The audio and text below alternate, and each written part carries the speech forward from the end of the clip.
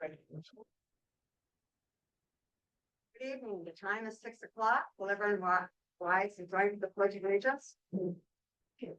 I go to church community of all areas of the United States of Florida. To the republic which yes, one nation, and it's liberty of this world. Let the record show that the board is all in attendance. Is there any correspondence from board or staff?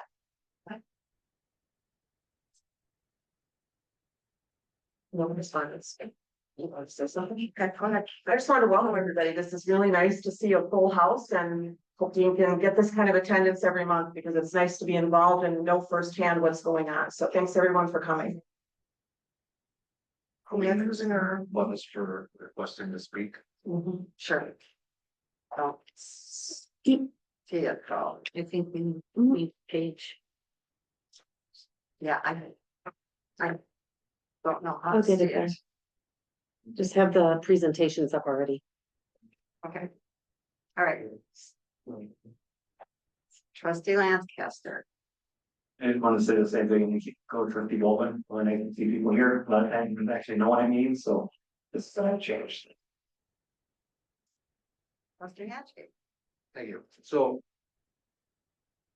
in last month's meeting, in front of this board and in front of the taxpayers, we were misled on the topic of proper makeup and seating of the planning commission. In the second fastest growing community in the state of Wisconsin, we are not even following state law. The village president and the clerk adamantly stated that the village president has to be seated on the planning commission and be its presiding officer. And our village attorney sat there silent. It took 2 trustees question this, double check, to find out that that was a false statement. Then we double checked with the League of Wisconsin Municipalities to get that verification that we were not doing things proper.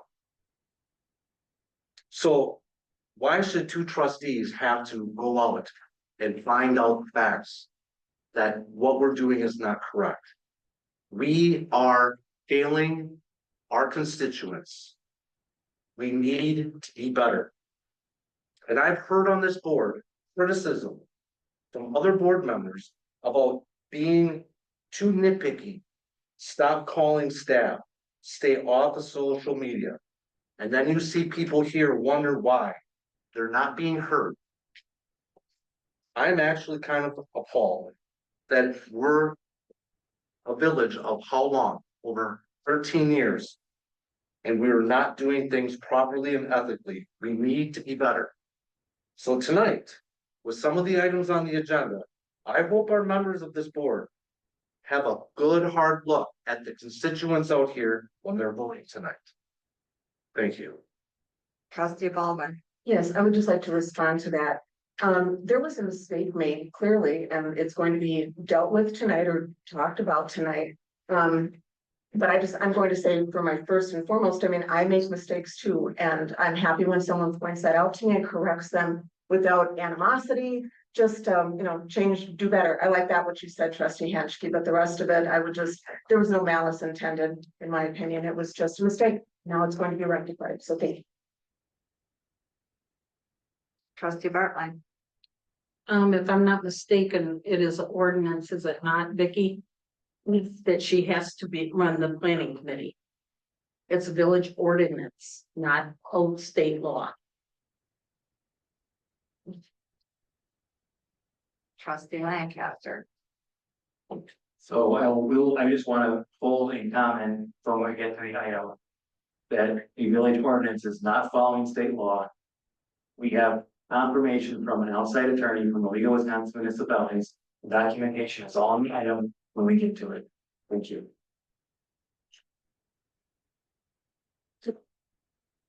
Any other comments? Yeah, we're done. Yes.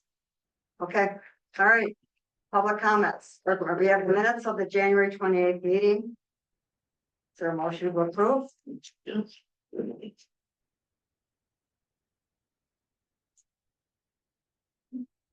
Sorry, is there a motion to approve the minutes? I'll make motion to approve. Motion by trustee Van Hefty, I'll second. second by trustee Baldwin to approve the minutes of the January 20th meeting. Any additions or corrections? Trustee Lancaster. So I don't know if this has to be documented in the minutes or not, so I can bring myself now, because I'm not sure. We have not been following proper closed session policies and procedures. Gotta find my sheet here, really dated tonight. But. Sorry. I'm reading the right. Attorney here to. Per the Wisconsin Open Meetings Law, this document is put out by the Wisconsin University of Wisconsin-Madison Local Government Education Unit. When you're going into closed session, there's actually a process, and I'm just going to read this. To get into a closed, this is conducting permitted closed session. To get into a closed session, the meeting must be in open session. We do that. But the body's presiding officer must announce the authority and subject of the proposed closed session. The announcement must be included in the meeting minutes of record. A motion then is made and seconded, et cetera, et cetera. We are not announcing and reading the full pieces for going into closed session. So we need to make sure we're following state laws. Thank you. Any other additions or corrections to the minutes?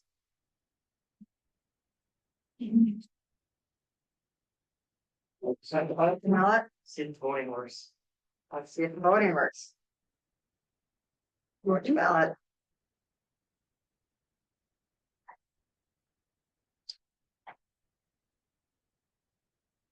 I don't know where the screen is, I can't see, No, you're only gonna see it on your device. can't see if we're done. Oh, no, trustee Bartline and Hanschke. Did not Oh, I did. register. Yes. Yeah. Well, I didn't submit, sorry. It's new software. Everyone's learning. Did it submit? Did it go? I got it. You ever gonna vote? All right, Rose, on record show the motion is carried unanimously. All right, public comments. We have two people who've signed up to speak. Ray Smith. Want to speak?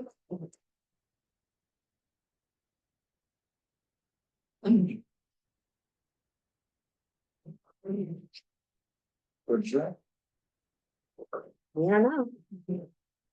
Ray Smith, N 9536 Highline Road, I'm sure that's on. Vicky doesn't sound on. thus. It's on. I just heard it. There we go. Now you got it. Now you got it. I've got spares. Ray Smith, N 9536 Highline Road. I'm just here to state that the property across from my house, I'd like to keep that single family. I really don't know what's going on with the property now. I would not like commercial property across the road from me. And, I haven't talked to Mrs. Bain or nothing yet to see what's going on. So that's what I'd still like, single family homes. Thank you. Fran Matter. Did you wish to speak, Fran? Only when we get to my item. Okay, so you want to wait then. Okay, there's no one else set to speak. So we're ready to move on? Okay, very good. Okay, recognition, Tim. You're here tonight. Yep. We'd like to thank you, Tim, for your work that you did on the Farrow Spring Emergency Service Access and the fact that you're bringing in $1,360 in donations to fund the project. So thank you, Tim.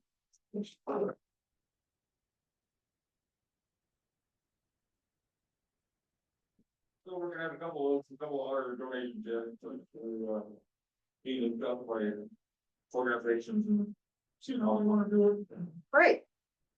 Super. Thank you so much. You bet. And everything.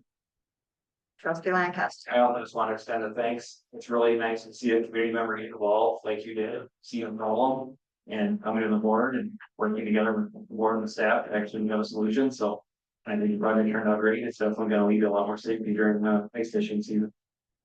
And a lot of positive over the last couple of weeks. A lot of positive comments. Like I said, it was definitely a good thing. Thank you, Tim. Yep. That's good to go? Yep. All right, next up's presentation for the High Cliff Trail feasibility study. Hello. You're going to introduce yourself. All right, I am introducing myself. Hello, my name is Linda Fink. I'm with Trail Strategies LLC. And I am the consultant that the Community Foundation for the Fox Valley region has helping out with this project. And I'll say as well, when I say helping out with this project, helping out with municipalities, grants, design, all sorts of fun stuff. And the Community Foundation is 100% paying for that as well. Can you hear me now? Okay, I talk loud though, so hopefully that's helpful. Anyway, what we are going to do tonight is talk about the High Cliff connection, the progress of it, the feasibility studies, and the next steps. Next. All right. So just a brief overview in case people aren't aware as much of this project. But the basics of it was to create a east-west corridor bike pedestrian route that goes from the Trestle to the High Cliff State Park. It establishes links to neighborhoods and then we'll be establishing and tying in with the Friendship Trail. The core team is not just Harrison, it's Menasha, which we have a Menasha representative. We have a Sherwood representative and Community Foundation for the Fox Valley Region rep, and also East Central Wisconsin Regional Plan Commission, Fox Cities Greenway. Oh, there we go. I feel that's really loud. All right. Friends of High Cliff State Park and Tony, as well as actually Dino. And in this drawing, can you guys see the, oh, you have the PowerPoint. We got it right. Excellent. The heavy dashed red is kind of the missing connections. Next slide. Oh, I can do it too. All right. So this is kind of just a general corridor timeline. So there's the master plan in 2022. Then we built momentum on that. We created an initial priority list. If you guys recall back in 2022, the master plan is a larger vision and then has a lot of different stuff to then, hey, expand on this. So after that, we created an initial priority list. And then we put some government grant applications through to begin the feasibility studies, which is what I'm going to go into more detail on. Once the feasibility studies are completed, then we go for additional grant applications. Once we have funding in place, then we start design and then construction. So it's a process. It's not a quick 1-2. It takes a bit, but that's the overview. There we go. All right, project highlights to date. So we've done in a couple of years a bunch of stuff, in my opinion. It started with creating the feasibility study grants, which we did get. So there's one for local roads, which is Manitowoc Road, Old Highway Road, and Pigeon Road. And then one for State Highway 114. And when I say for those, I mean the trails along those roadways. We also applied for a DNR grant for the Jefferson Park Trail rehab, which we did receive. And for reference, Jefferson Park, the trail through there is considered part of this larger collection. And then Pigeon Road, do you guys recall the 2 years ago now? We presented the conceptual of that and applied for a DOT grant for that and received that. Yep. All right. Funding overview to date. So the Community Foundation for the Fox Valley region, aka CFFER, donated originally $100,000 for the master plan. So they funded the master plan. After that, they then pledged $2 million towards the project. That $2 million is used for the local matching, part-time trail coordinator, that's me, websites, there are elements like that, including real estate in the future. They have pledged to match local municipalities at a 1 to 2 level, and they will be covering 100% of the design costs for the State Highway 114 Woodlands West segment. More on that later. Additionally, last year they received $210,000 additional donations just for this project. So 2,210,000. From 2023, we've gotten $100,000 DNR grant from Manassas Jefferson Trail Rehabilitation, 65.6 for the local roads feasibility study, 48 for the State Highway 114 feasibility study, and a whopping 935, 489 and 34 cents for the Old Highway Road Trail design and construction. Next. Okay. So. Is that all I've done? All right, that is it. All right, so now I'm going to go into a little bit of detail on the feasibility studies. If you guys have any questions, feel free to just call them out as we go, because there's a bunch. Not questions, slides. Anyway. So Old Highway Road, you guys probably care about that one most. So if you recall the concept from before, it is taking the bike lanes on either side off, shifting slightly towards the highway, and then creating a separated bike ped trail. This is all done with an existing right of way. And if you guys travel that route, you'll see currently people use those bike lanes as sidewalks, which is obviously a challenge and not the safest. So that is what we're doing at Old Highway. We also looked at Pigeon Road Trail for the feasibility study. Both of the feasibility study elements to look at were on the west side of the road. One we looked at keep with an existing right of way. One we looked at go behind the existing stormwater ditch. So you're gonna have to purchase some right of way. If you guys know that area is a pretty big ditch. So if we were to keep within existing right of way, it would be very close to the road. And we'd basically have to storm sewer the entire water in that element. So the preferred alternative for that is to go behind the right of way, which will maintain the existing ditches. It will be safer because you're gonna have a bigger offset from that right of way. It's lower cost, but it will require some reacquisition. Next slide. Oh, sorry. That's okay. All right, so this is kind of the big picture of the local roads. So you'll recall I did say that we looked at Manitowoc Road as well. We did look at it, and based on the fact that that roadway has 3 different municipalities associated with it, and in reality would require everyone to establish, here's what we're going to do for the road in the future, cross section, et cetera, et cetera. We came out with we're not going to focus on that as for the High Cliff connection. Obviously, in the future, when that gets to that point, then we do encourage to look for bike ped. We talked about the Old Highway Road Trail. At this point, we have design starting in late this year and construction in 2027, based on that's when the DOT funding is in place. Then Pigeon Road Trail extension, before we do anything with that, we have to secure the real estate.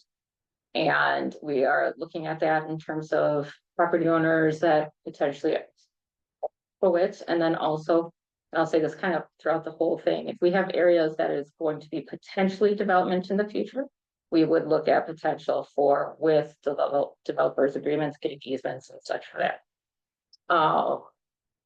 So there's that. Anticipated cost for both 3.2 million. When I say anticipated cost, that's the overall cost, real estate design and construction. And it also accounts for inflation over the years. So it's not just a today's cost, it's all that in there. So current old highway funding, I have the last slide there. So we are going to be applying for additional grants for that too, a DNR stewardship grant for the local match. And also I just wanted to remind everyone the 2-to-1 local match to the community foundation. So basically anything that the local municipality puts up, then they match at I guess 1 to 2. Is that the right way to say it? So there's that as well. Next up. All right, now alternate. So I want to say with State Highway 114, we have a west segment and an east segment. This is the west segment. We looked both at north side and south side.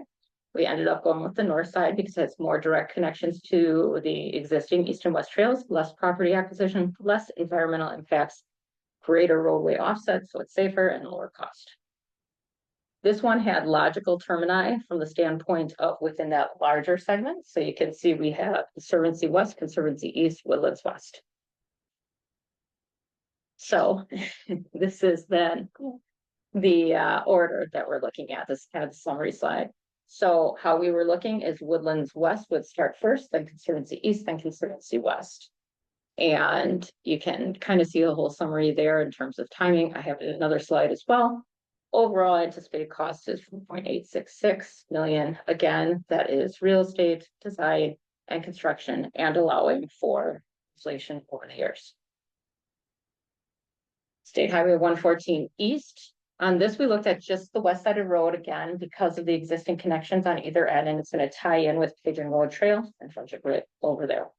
We looked just similar to Pigeon Road from the standpoint of within right of way or behind the existing right of way. And I went with the behind the existing right of way because we could then again maintain the existing ditches. It's safer, but we will have property acquisition. So that was the recommendation, and with that one, anticipated cost with real estate and everything, 1.7. So this is where I was saying the summary slide. So here's the potential project timeline after feasibility studies. You guys see that big asterisk? That means based on funding availability and strict property acquisition. I can't emphasize that enough from the standpoint of we recognize funding and real estate are major components of this. And this timeline is based on that. So if it's 100%, everything goes according to plan, great. This timeline is great. If there's some hiccups, then it may shift. So please recognize that. So the general process, strict property acquisition first, funding secured, then design, then construction. And you can see the timeline in terms of the different segments. So first up would be Old Highway Road Trail, and then State Highway 114 Midlands West, then Pigeon Road, then State Highway 114, et cetera, et cetera. So for this year, if you're curious, what we're looking at is first presenting the feasibility studies. That's why I'm here tonight. Then we will start the design of State Highway 114 Trail, Woodlands West. Again, this design is 100% funded from the Community Foundation for the Fox Valley region. And the reason we're doing that is us having the design done then puts us in a better place for potential grant funds in the future. And starting Old Highway Road Trail, we will be submitting this year grant applications for Old Highway Road Trail DNR, Old Highway Road Trail if they still have DOT redistribution, Pigeon Road Trail, the existing trail for DNR, and Woodlands West Construction DOT TAP grant. And we will be exploring acquisition opportunities. So if you're asking yourself, how do I stay connected with this project? Well, this is a great slide for how you can. We do have a website, which I think is pretty beefy and does provide regular updates. You can sign up for the updates as well. And then follow our partners. Village of Harrison is one of them, obviously, and repost stuff that we have in there. We also have an annual newsletter with highlights. And then how can you help? Spread the word, subscribe, etc. To date, we did have raised $2.31 million towards the project, which is great. And our current estimate for the entire trail is 9.861, proposed in 6 segments over 10 years. So again, I know that the number is big, but that's 6 segments over 10 years, and it does work towards that. With that, do you have any questions? Yes. Oh, sorry. Go ahead. Oh, okay. Yes, Mike. How do you propose coming on the north side of 10th? How are you gonna get to the south side of? So are you taken by Old Highway Road? Yes. So that is Lake Park Road already has an existing trail then and already has a controlled intersection. So then we are going to be improving that, and then you'll go on Old Highway Road with the trail there. Okay. So, but that's to your point, why we didn't go with the south side on certain. We were trying to minimize crossing 114 as much as possible. So that's our single segment. And as you know, in that segment from Lake Park Road to Oneida Street, the south side is all wetlands. And that's why it's not on the south side, because we would never afford to build a boardwalk from Lake Park Road to Oneida Street. And if you try to avoid with all how big the ditches are there too, if you tried to stay within the right of way, you'd basically have to storm sewer the entirety of that, and then you'd be way close to State Highway 114. So from a safety standpoint, that wasn't the preferred option either.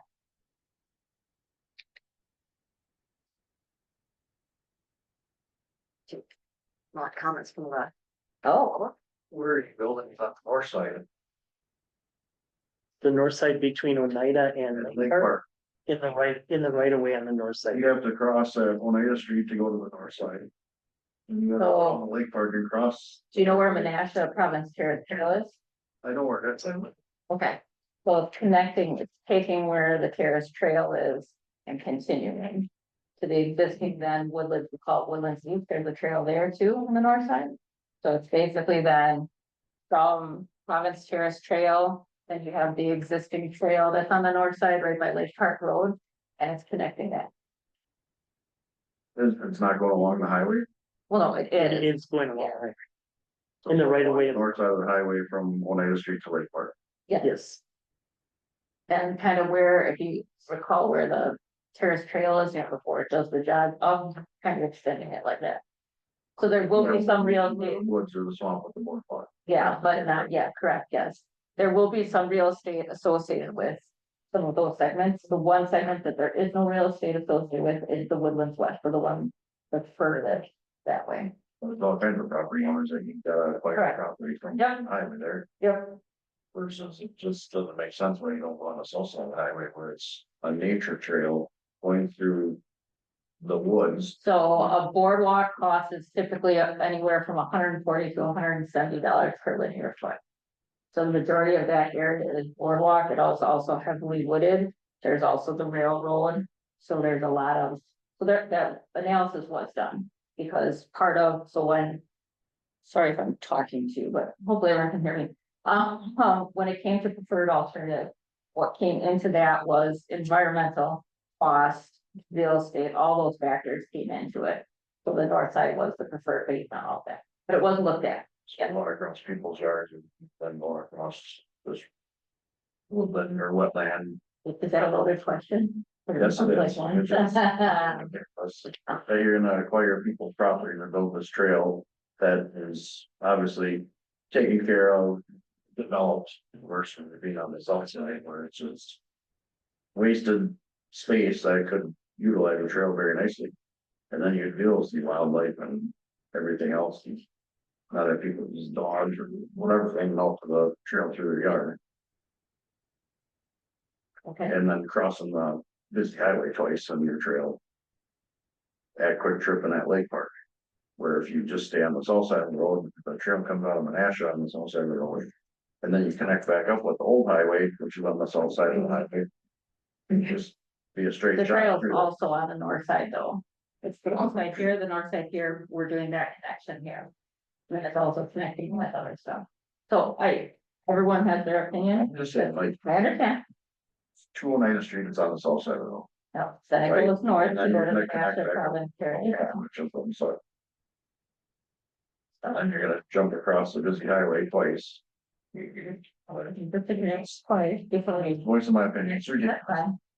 Yes, I'm new, I've never come before, so forgive me if you've already addressed this, but what is the reason, what's the purpose? Cause, so I'm, a runner and I've done trail races and stuff and I enjoy trails that go through the beauty of something versus just concrete kind of things. So, I like what he's saying, cause I mean, the reason why you're on trails, right, is to enjoy the beauty of the outdoors and such, so.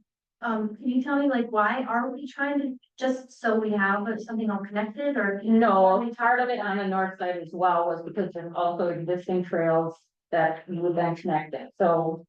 First question. The High Cliff connection as an overall corridor is looked to be an east-west corridor. But it's not just that corridor, it's also the connectivity in trails that are elsewhere. So on the north side of 114, there are more local trails that then will feed into that. Versus if you get on the south side, there are not.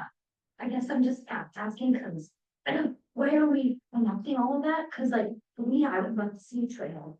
Excuse me. Down cool. So when kids are walking to school, they can be safe.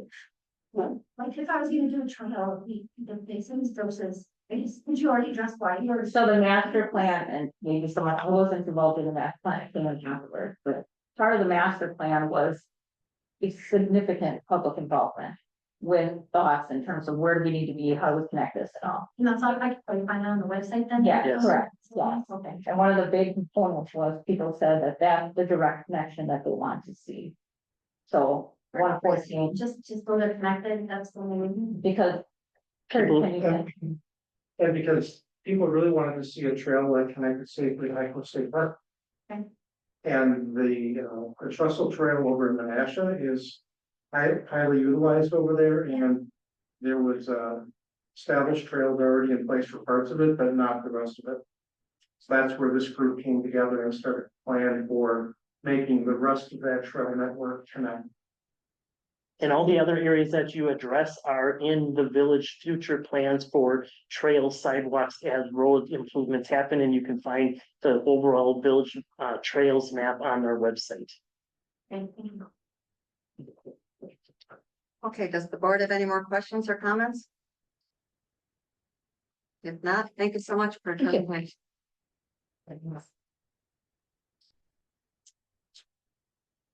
Right. Now we're ready for colors? Yep. Right.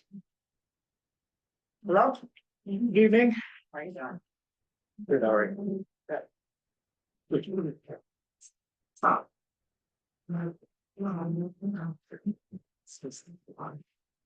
Okay. Good evening, everybody. I'm John Cameron with Ellers and presenting on the thank you, impact fee study update this evening. Tonight's presentation is informational only. There's no action to be taken other than, provide any, feedback to us in terms of just the analysis to the extent there is any. If you remember back to the transportation impact fee study that was implemented towards the end of last year, there's a required public hearing to update the impact fees and then take up the ordinance item.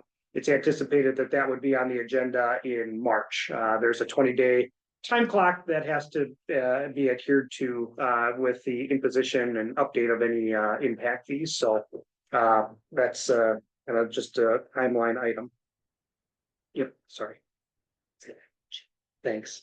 So just a high level overview of what impact fees are. So in our little example here, we've got a new home construction as well as transforming a vacant building into a restaurant. And these projects certainly have increased demands on the need for public services. In this case, the impact fees that you have in existence are police, fire, and works. So at the time that building permits are pulled for these two respective examples, there's a one-time impact fee that is paid to help recover the proportionate share of the capital costs that are necessary to serve and benefit new development.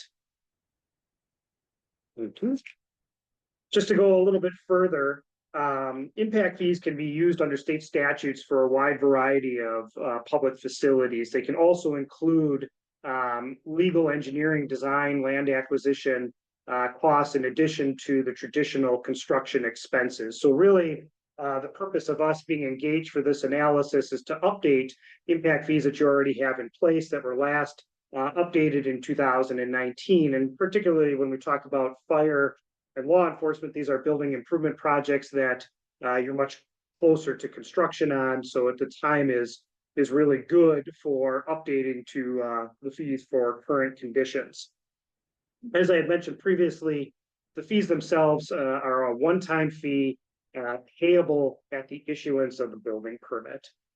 They cannot recover the share of costs related to vehicle operating and maintenance expenses, really anything that's not specifically listed in the impact fee study, or to recover existing deficiencies. And that really is the purpose of going through the analysis, is to quantify for these new facilities how much of the share of the capital cost can be related to servicing new development so that it's not an arbitrary fee that you're putting in place. Question quick here. On this slide, when it says highway, streets, and transportation facilities, when they're saying transportation facilities, is that the roads themselves, or is that such as an expansion to like a public works? We've seen it used for expansion of public works garage, but really you have to limit it to the extent that it's needed for transportation related facilities. So if it's a multi-purpose facility that's, parks, roads, stormwater, et cetera, you really are doing a further deep dive analysis to kind of isolate the true transportation portion of the facility. Yep. Just some other additional general information, when you talk about the projects that should be included, and we see this in a number of communities, really what you want to zero in on are those projects that you know are going to happen, so they're in an adopted capital improvement plan, or have a high probability of occurring. Really what you want to avoid is a situation where you're putting projects in an impact fee study, you're uncertain as to whether or not they're actually going to occur. You find yourself a couple of years down the road and lo and behold, it didn't occur. And now you're in a situation where you've got to go back and refund those impact fees back to the property owner. Impact fees do need to be spent within 8 years from their time period of collection. That's just money in, money out from the year they're physically collected, compared to the 8th year of collection. In most cases, impact fees are used, kind of liquidated at the time the project is done. And then annually, assuming you're issuing debt for this type of project, it goes to help offset a portion of your debt service levy related to that particular project's principal and interest payments. And then really you should be updating your impact fees really as conditions change, or every 3 to 5 years. So you're really right in that wheelhouse right now. So kudos for coming back and updating it here. In terms of going through the process, and I'll talk a little bit more specifically about each one here next, but you're going through and updating what's called a public facilities needs assessment document, and that requires a number of different things. One, it requires you to take an inventory of your existing facilities, to identify any deficiencies in those facilities based on identifiable service level standards, identify the projects that you're going to be looking to recover with impact fees, apply those deficiency percentages to that project cost, and then you can update the fee really based on the total costs that are eligible divided by your anticipated population or non-residential land use growth. All right, so you have 4 impact fees now. The transportation one was just updated implemented at the end of last year. So the fee for a single family home is at in total $4,940, and it breaks down to the fees that you see just above. These fees, the fire, police, and parks, have been updated annually to increase by the percentage increase in construction cost index. You had last updated these in December of this past year. So right now they're at an even $2,000, the fire, police, and parks, between those 3 for a single family home. The fire impact fee, as I mentioned, was adopted in 2019. And really the purpose of the analysis at that time, and really carried forward here, was for the construction of a new fire station. In this case, we've also looked at the additional space that you're planning to add to Fire Station 60 in terms of the base space. As we go through, this is just a highlight of the deficiency growth analysis. The full analysis will be in the impact fee study itself. Really, when we look at applying the percentages in terms of service level standards between staffing and apparatus space, needed apparatus space, we have an existing deficiency of just over 27,000 square feet. As we apply that to the new building space, as well as to the expansion of the apparatus base space, we can determine that approximately 30% of the new station, as well as the bays that you're adding at Fire Station 60, can be attributable to new growth and development and recovered through the imposition of an impact fee. We have total estimated capital costs between those 2 projects at a little over $12.5 million. 30% of that would be about $3.8 million of recovery through the impact fee. That equates to a recommended impact fee of $681 for a multifamily unit, $734 for a 3-bedroom unit or single family home, 23.8 cents per square foot for commercial development, and 17.9 cents per square foot for industrial development. And I'll show you at the end how that compares to your existing impact fees. The police, like fire, was also initially adopted in 2019, contemplated at that time a substation for Calumet County. Sheriff's Department, and that is indeed what you're planning to move forward with. The updated substation cost is at $1.5 million. The impact fee analysis in terms of the deficiency growth calculations determined that 35% of the substation facility could be attributable to new growth and development, which yields a cost of just over $523,000 of the total cost to be recovered through the imposition of impact fees. If you look at the next page, that equates to an impact fee per two-bedroom multifamily dwelling unit of $93, three-bedroom unit or single-family home of $101, 3.3 cents per square foot for commercial, and 2.5 cents per square foot for industrial. I have a question in this. Yeah.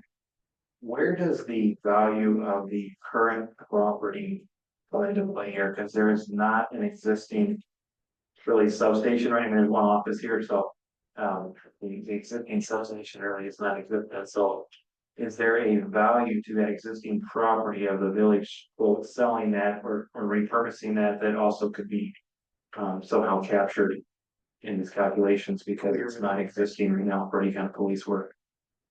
We already own it. And so we'll continue to own it even when we renovate it into a police station.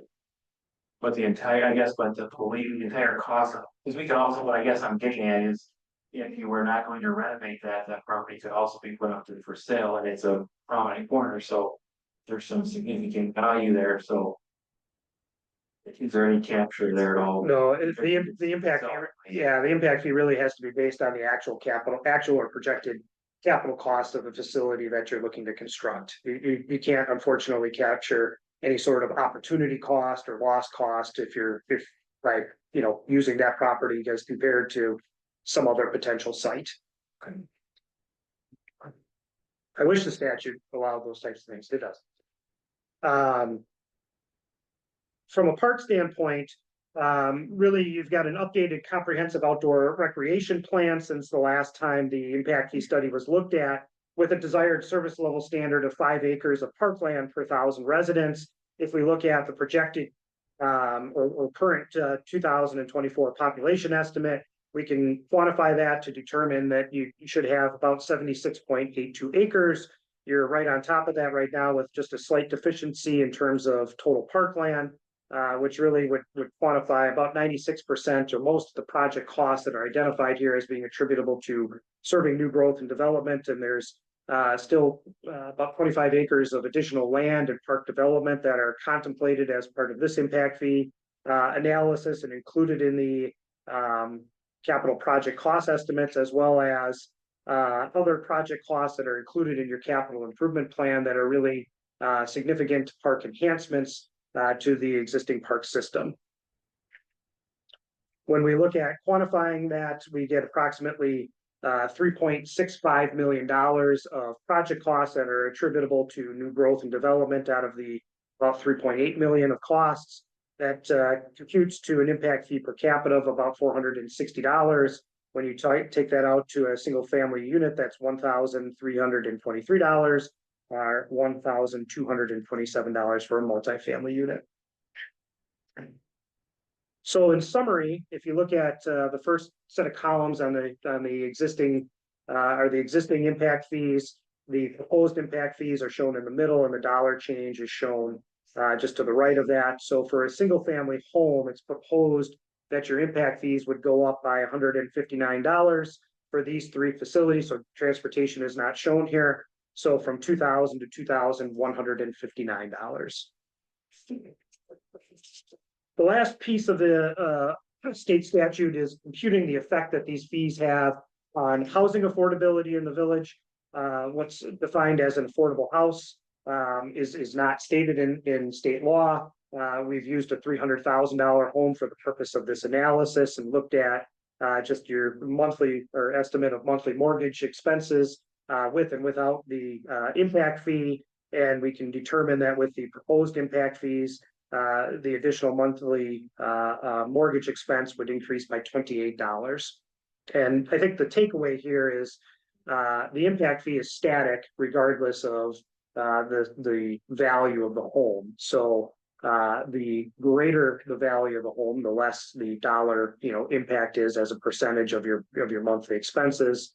The smaller the cost of the home, or lower the cost of the home, the higher the percentage it is of your monthly mortgage expenses. So in terms of next steps, and I kind of covered this at the outset, so the impact fee study has to be placed on file in the office of the clerk for a 20-day period prior to having a required public hearing. There's a class 1 hearing notice that has to be prepared. So at the March meeting, what would be contemplated, assuming you're good with moving forward with this analysis and implementing these new fees, really you'd have, item 1 would be the public hearing, and then later on in the agenda would be the action item on the updated impact fees. And then thereon after, it would really just be coming back, every 3 to 5 years and updating the fees, just making sure you're, current with existing conditions, potentially adding new projects as it's warranted. With that, I'm happy to answer any additional questions. Councilman Lancaster? So on the parks, you guys, it's sort of a different topic here, the village does have a pretty extensive trail map. That is not implemented at this point. Is there anything in this park impact fee that there should be more of to cover the extensive trail network itself here? Some of that is covered in those items and the land acquisition on the top, where they're just lumped together. Yes. Fair enough. Yeah, you do have a couple of other trail segment connections that are included in here as well. Okay, correct. And then the last question I have, as far as that 30% from the fire impact fee, can you speak a little bit about how 30% it comes up with? Sure. So from a service level standard, what we're looking at is a projection of future staffing and future vehicle needs, and then computing it to a service level standard of firefighters per 1,000 residents or vehicles per 1,000 residents, using that standard and applying it to existing population to then quantify how much space should we have currently. Then we can compare that to what we actually have to look at and quantify existing deficiency needs. So it's really very consistent with the original impact fee study that was done in 2019. So to go along with that process, input was gathered from the fire chief to look at existing and future staffing needs, existing and future apparatus needs, to be able to provide these calculations. And they're shown in all their gory detail in the actual impact fee study themselves. Okay, so part of why it's only 30%, that it kind of reflects that, if I'm understanding right, we're basically kind of behind the times for the rest of where we should have been. Yeah, and what I'd say is that's very common. What I would be very leery about, to be quite honest, is where you do have situations where you see an impact fee study that's it's 100% new growth and new development. Now, parks, it is close to that, but you've got identifiable service level standards that it's based off of. In most cases, most municipalities, are woefully behind by the time they actually get to the point of constructing a new facility. It's because you are trying to squeeze every last drop you can, usually, out of a building space, and trying to make things work as best as you can before you get to the point of saying, we just need a new station here. So for that reason, in a lot of cases, it's not a huge percentage that's growth related. In a lot of cases, you've got some, but it's not overwhelming. That's just my experience with other communities. Thank you. Any other questions or comments? Okay, thank you. Thank you.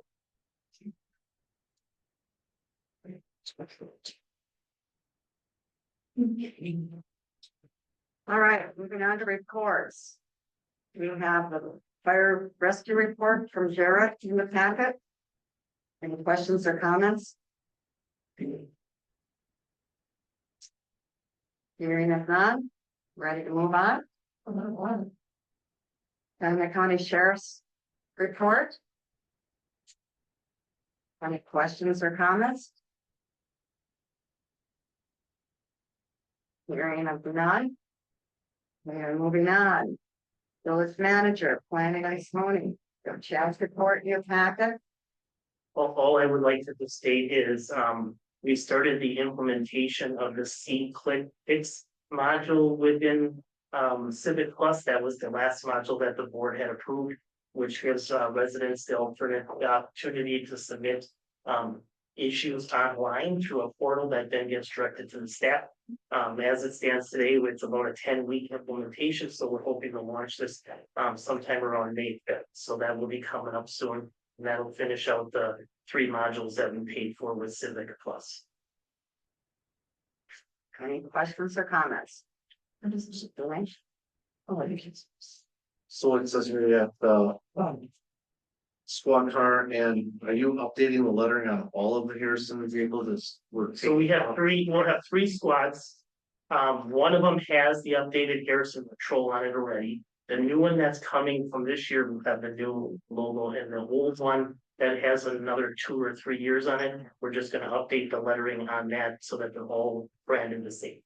So when is that completion date? I would say probably in the next couple months. Thank you. Yes. Julie? Yes, I mean, my question was, any update on the mic system for this room? Yes, it's been ordered and it has an 8-week delivery time, so I'm hoping that by the March meeting, it'll be installed. Awesome, thank you. Any other questions or comments? Let's hold them report in your packet. Any questions or comments? All right. Moving on to Alyssa, finance director. Is there any questions or comments for Alyssa's report? How things going? Okay, so good. Good, so far so good? Yep. Okay, good. Any other questions? That's fine, Pastor. Just wondering if there was anything interesting from the conference you attended. But overall, it's good. I think a lot of good information on arbitrage with taking out that, so I thought that was important, a lot on TIF and affordable housing, one session was, so overall. It was a good overall information meeting from our. Post-tax requirements is something that was good for us, and we're gonna have to look at that as we keep our own money and making sure we're compliant with those requirements. We have any questions or comments? Maybe I have one more. So as you've been new in this role, have you kind of seen things that you would like to do differently that maybe you might want to talk about? Because I know we've done things very old school for a long time. So you're smiling. I mean, there are things, obviously, I've only been here about close to 3 months now, and, part of that was during tax collection. But obviously you'll see, Nikki used to do the investments, so I did a little bit of changing on that. And, I, put out some feelers and, emailed everybody on our, in our resolution for banking, to try to get rates to see what we can do to start looking at a little longer term. As you can see on my investments, everything is between 0 and 1 year, so my goal is to help position the village in a good spot. A little bit longer term with some of our funds and, ladder structure things out. So that's something I'm working on this Friday. All the quotes are due from the banks, so that we can be competitive, and obviously we're giving everybody a shot to give us their best rates. So I'm currently working on that and, going through, I've had discussions with the credit card providers to see what we could do to help, obviously our residents and customers provide better payment options for them at hopefully a lower cost as well. So that'll be coming forward shortly, so. Are you able to find ones where they're not going to charge a fee or? That's just the cost of doing business as municipal, because we are not obviously gonna absorb the fees, just because not always every business is with a resident. Sometimes it's outside of the community, so obviously we wanna be fair. So, almost every municipality here will charge a convenience fee, but the ones I've looked at thus far are lower than what we're currently doing. And we're seeing what we can do to do like an e-check option, things like that. So working towards, again, giving our residents and customers more payment options, make things easier, potentially for our website as well. So to come on that. The other thing we're looking at is financial software. So right now, the village operates Workhorse, which did its well for the town and before we started to. That program I think is, not serving our needs, and it won't serve our needs for the future. So we're reviewing vendors. We also would like to bring up a vendor on that has a building inspection module, so we can start doing some online permitting as well. And then the new inspector that's hired and on board with us is on board to do more digital kind of stuff as well. So we're looking to integrate some kind of building inspection with the financial software. So that'll be probably coming forward to the board this year. Nice. Any questions or comments on the budget? Yes, that's it. Hearing them none, moving on to Parks and Trails. Chats, memo, any questions or comments? Hearing of none, chats. Why are there two reports for Parks and Trails? Well, that's a good question, I'm sure. It's, you have two different reports, the title wasn't edited. Oh, then we have, and that's the Public Works and Engineering. Public Works and Engineering, okay. Page 115 would be the second one. Any questions on Public Works and Engineering? Hearing of none, all right, very good. We have Vicky's report in front of you. Any questions or comments on Clerk's report? Hearing of none, moving on. And you have Harrison Utilities, Brandon's report. Any questions or comments? Trustee Lancaster. Just wondering where we are at with the whole infrastructure recovery and figuring out how we want to fund impact fees and connection fees and all that. I know you guys are taking some research back to figure more of that out. You know, I guess something for the board there. We have a meeting, kickoff meeting with elders with John today. And he's gonna put together kind of a summary of what he's gonna study, and we'll bring that forward probably at the March meeting to make sure that the board is on board with it. And then kind of run from there and putting together how it might work. So he's gonna look at everything from impact fees to connection fees to special assessments, deferred assessments, all of that stuff. Okay, thank you. Any other questions or comments? Hearing of none. Okay, we have the bills and claims before you. Is there a motion to approve? I'll make a motion to approve bills and claims. Motion by Joanne, second by Darlene, to approve. Any questions or comments? Trustee Lancaster. So now that Alyssa's here, there's a question for her as well. Is there a different process we should be looking at for bills and claims? Because we're essentially approving money spent here already tonight, and if we had a problem with one of these items, we already paid, so there really isn't a. It seems silly and kind of like we're rubber stamping things here versus truly actually approving something.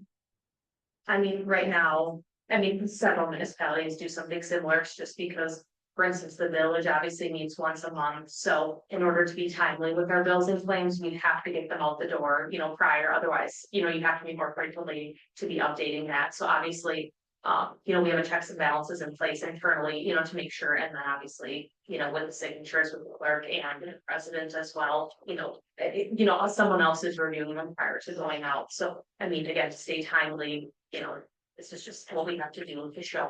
If something happened, obviously we could go back and invoice one of our vendors or anything like that to recoup. But there's several sets of eyes on this before it goes out to ensure that we're paying the correct amounts and things like that. It's just another overview so that you guys can see exactly who we're paying and for how much and exactly for what as well. Just being more transparent with the board and obviously, the public as well. Any other questions or comments? There's a motion and a second on the floor. Are you ready to vote your ballot? Here we go.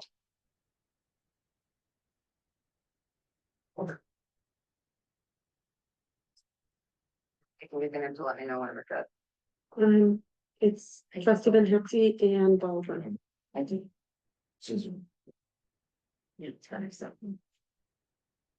What is it for you? I assume they're yays. Almost, are we? I assume they're yays. I didn't. So, Okay, let the record show the motion carried unanimously. Very good, and we have no old business, correct? So moving on to new business, we have the site plan for Mount Calvary Lutheran Church. Chad, would like to speak to this? Yeah, so in your packet, site plans typically went to a site plan review committee that was an internal community.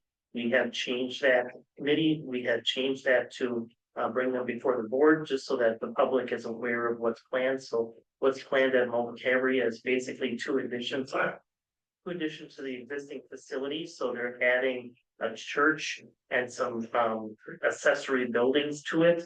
Accessory uses, I should say, with the church, fellowship hall and a few other things. So that the plan is to do it on the west side of the building. I believe the planning commission has recommended approval of the conditions that are listed, so staff was requesting the board consider the same. Are there any questions on this? I'll make a motion to approve the site plan for multi-covered Lutheran church addition as into the circulated. I'm seconded. Any further discussion? All right. Vote ballot.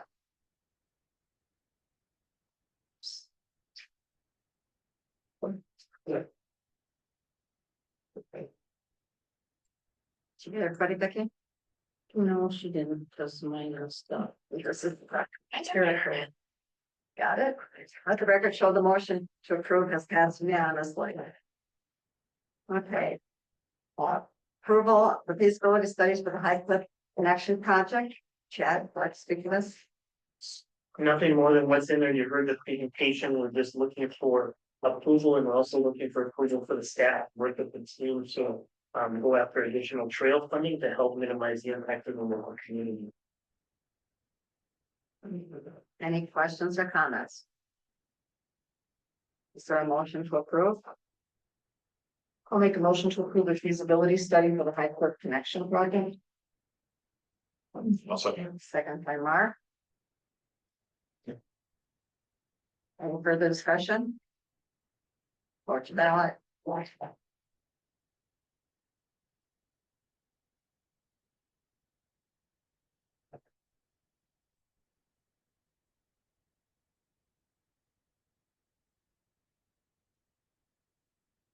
Get everyone?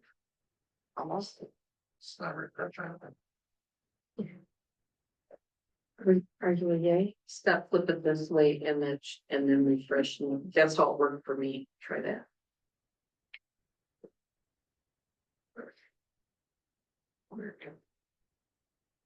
You gotta reload the web page. Yeah. New software. You want me to reload it for you? Yeah. Just saying, or Are we a yes? He's going to just give her the votes. Yeah, just give it your vote. yeah, that's nice. Okay, so. Let the record show the motion to approved has passed unanimously. With a couple technical difficulties, we'll get her. All right, next up is final acceptance of the streets within the Stargazer Estates. Beth, Nothing you want to. nothing new to add with the information in your packet. Is there a motion to approve? I'll make a motion. Motion by Darlene.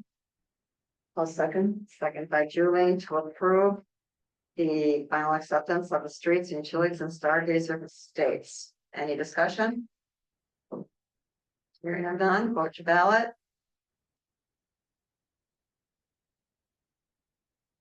These guys?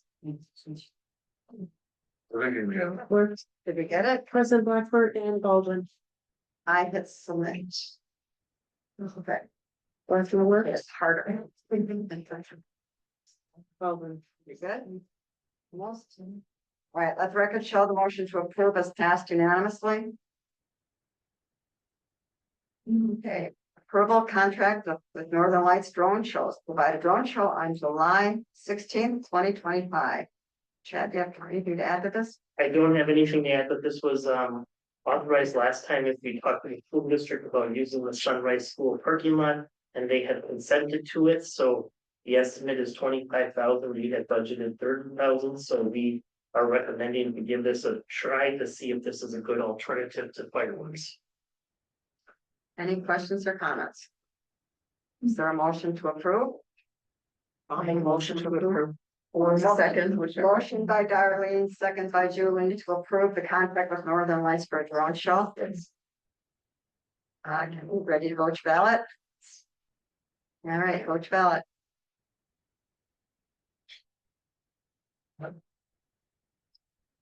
Trustee Britton. Trustee Britton. Hit submitted. It's very temperamental. It's very temperamental. Let the record show the motion to approve the drone contract has been approved unanimously. Very good. All right, next up, contract approval of the contract to move the DPW Cleary building 800 feet to the north for the garage expansion. Chad, do you have anything to add to this? Nothing really to add other than, there's only one vendor in the area that typically moves buildings, so that's why you only see one estimate in the packet. And that this would be funded with borrowings for the project to expand the DPW garage. There's a need to keep this building on site, versus moving it to the yard waste site, frankly, because it was more cost effective to move it across the parking lot. So we're recommending approval. Motion to approve the contract to move the DPW Cleary building 800 feet to the north or the DPW garage expansion contracts. Second. Motion second to approve. Any further discussion? Vote your ballot.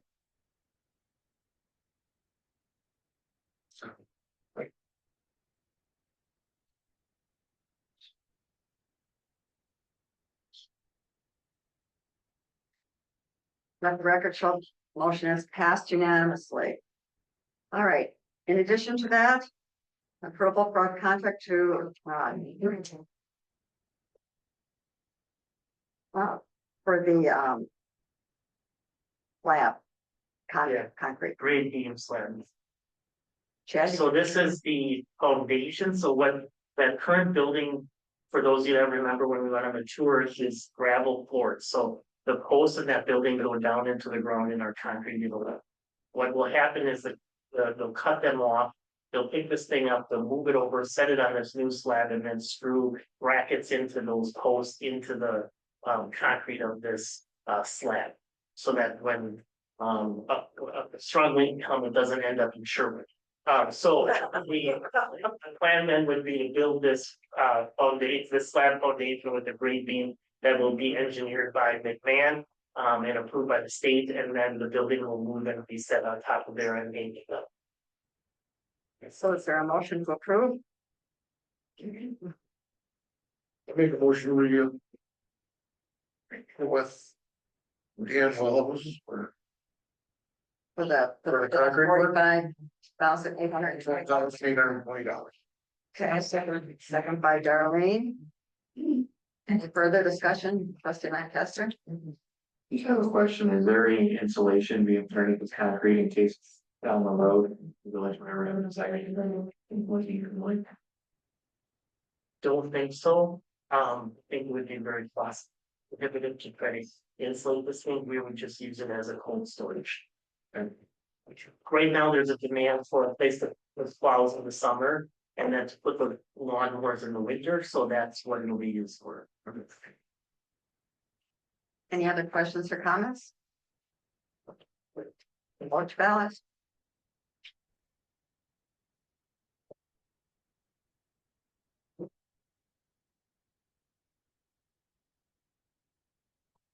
Let the record show the motion to approve is passed unanimously.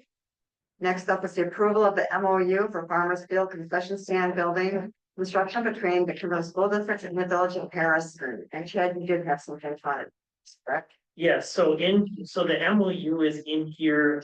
The school district has consented to the memorandum of understanding as this partnership between them and us to build this concession stand building.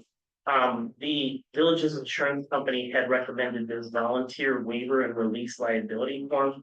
The school district has concerns about that because the kids really aren't volunteers of the village. Kids are working under the purview of the school district.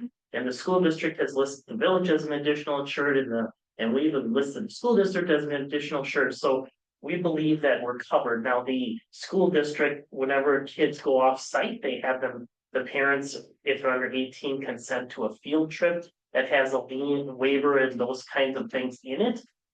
So we're recommending in lieu of this volunteer waiver form that the board considers it with this field trip form, because really they're not volunteers of us, they're still students of the school district. And so that, it appears like that would work from both, at all the angles, to move this forward and, kind of build this relationship.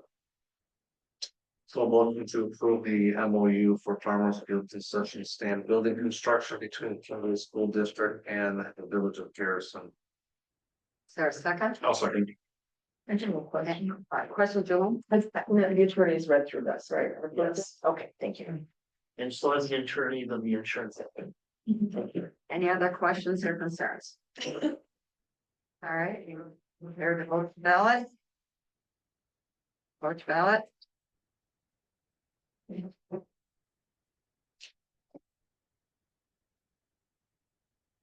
Now, let the record show the motion to approve has passed unanimously.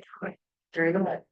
All right, resolution B 2025-06. By the village board requesting various local, state and federal agencies to support and fund and implement improvements on KK, County KK to solve traffic congestion issues. Yeah, So trustee Lancaster recommended, it was second by trustee Hansky, to have this be put on the agenda. Basically to start the dialogue with all of the different agencies that are listed on the resolution about dealing with the traffic congestion issues on County KK. So once this is, if this is approved by the board, the intent of the staff would be to send the resolution after executed out to those agencies, and then basically start some dialogue back and forth on the importance of this project. I'll make a motion to approve with one correction. The resolution on the document should be -06, not 05. Good. I'll second that. any further discussion? I just have a question. I think it's great. I mean, if that's just a quagmire of a mess down on KK, but how binding, or what does this resolution do that just, how does this help us move this project forward? So maybe one of you guys could answer this. So I'll answer that. So as somebody who has been on the Calumet County Highway Committee, that is a road that is shared by multiple municipalities.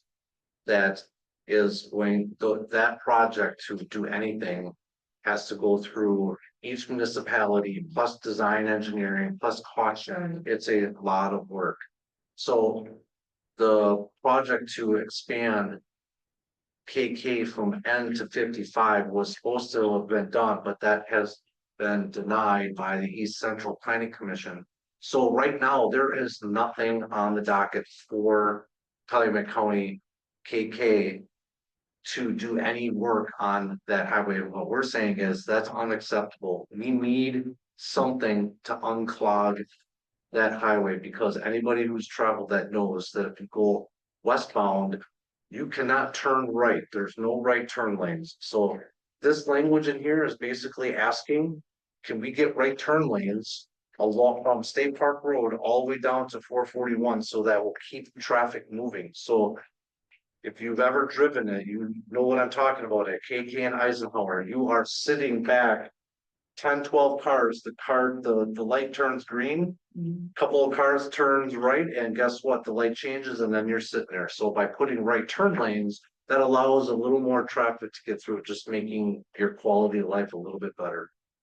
Okay, and I understand that. My question is, just because I don't understand, what does this have teeth, or is this just we're on record now as a village saying that we want you to pay attention to this issue? Well, Chad said that it will allow him to now go take this to the various municipalities that are listed in there to start the dialogue and say, hey, let's do something. Thank you. There's a motion and a second on the floor. Any other discussion? Vote your ballot.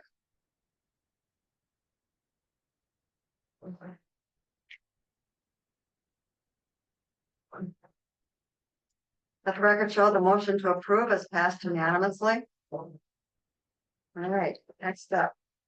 We have consider request to amend previously adopted ordinance B 25-05, repeal and recreate chapter 2, section 2-123 and 2-124, Village Plan Commission passed on January 28th, 2025. Chad, you want to speak to this? So I don't have anything new to report. I don't know if one of trustee Lancaster or trustee Hansky would like to Trustee Lancaster, I want to speak to this first. Sure, thank you. So I asked for this because I was disturbed by the wrong information at the last meeting. The wrong information that was reported on in the Times Villager as well, based on the information shared at this board meeting. No fault of the Times Villager, but we need to make sure that we are correct on things.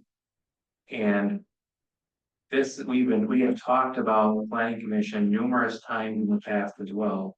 We've been misled several times in the past. It's okay to not know the answers to things.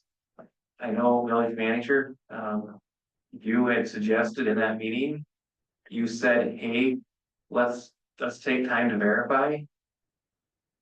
And no one wanted to take the time to verify. Instead, it was insisted on by multiple other individuals that no, it's a requirement.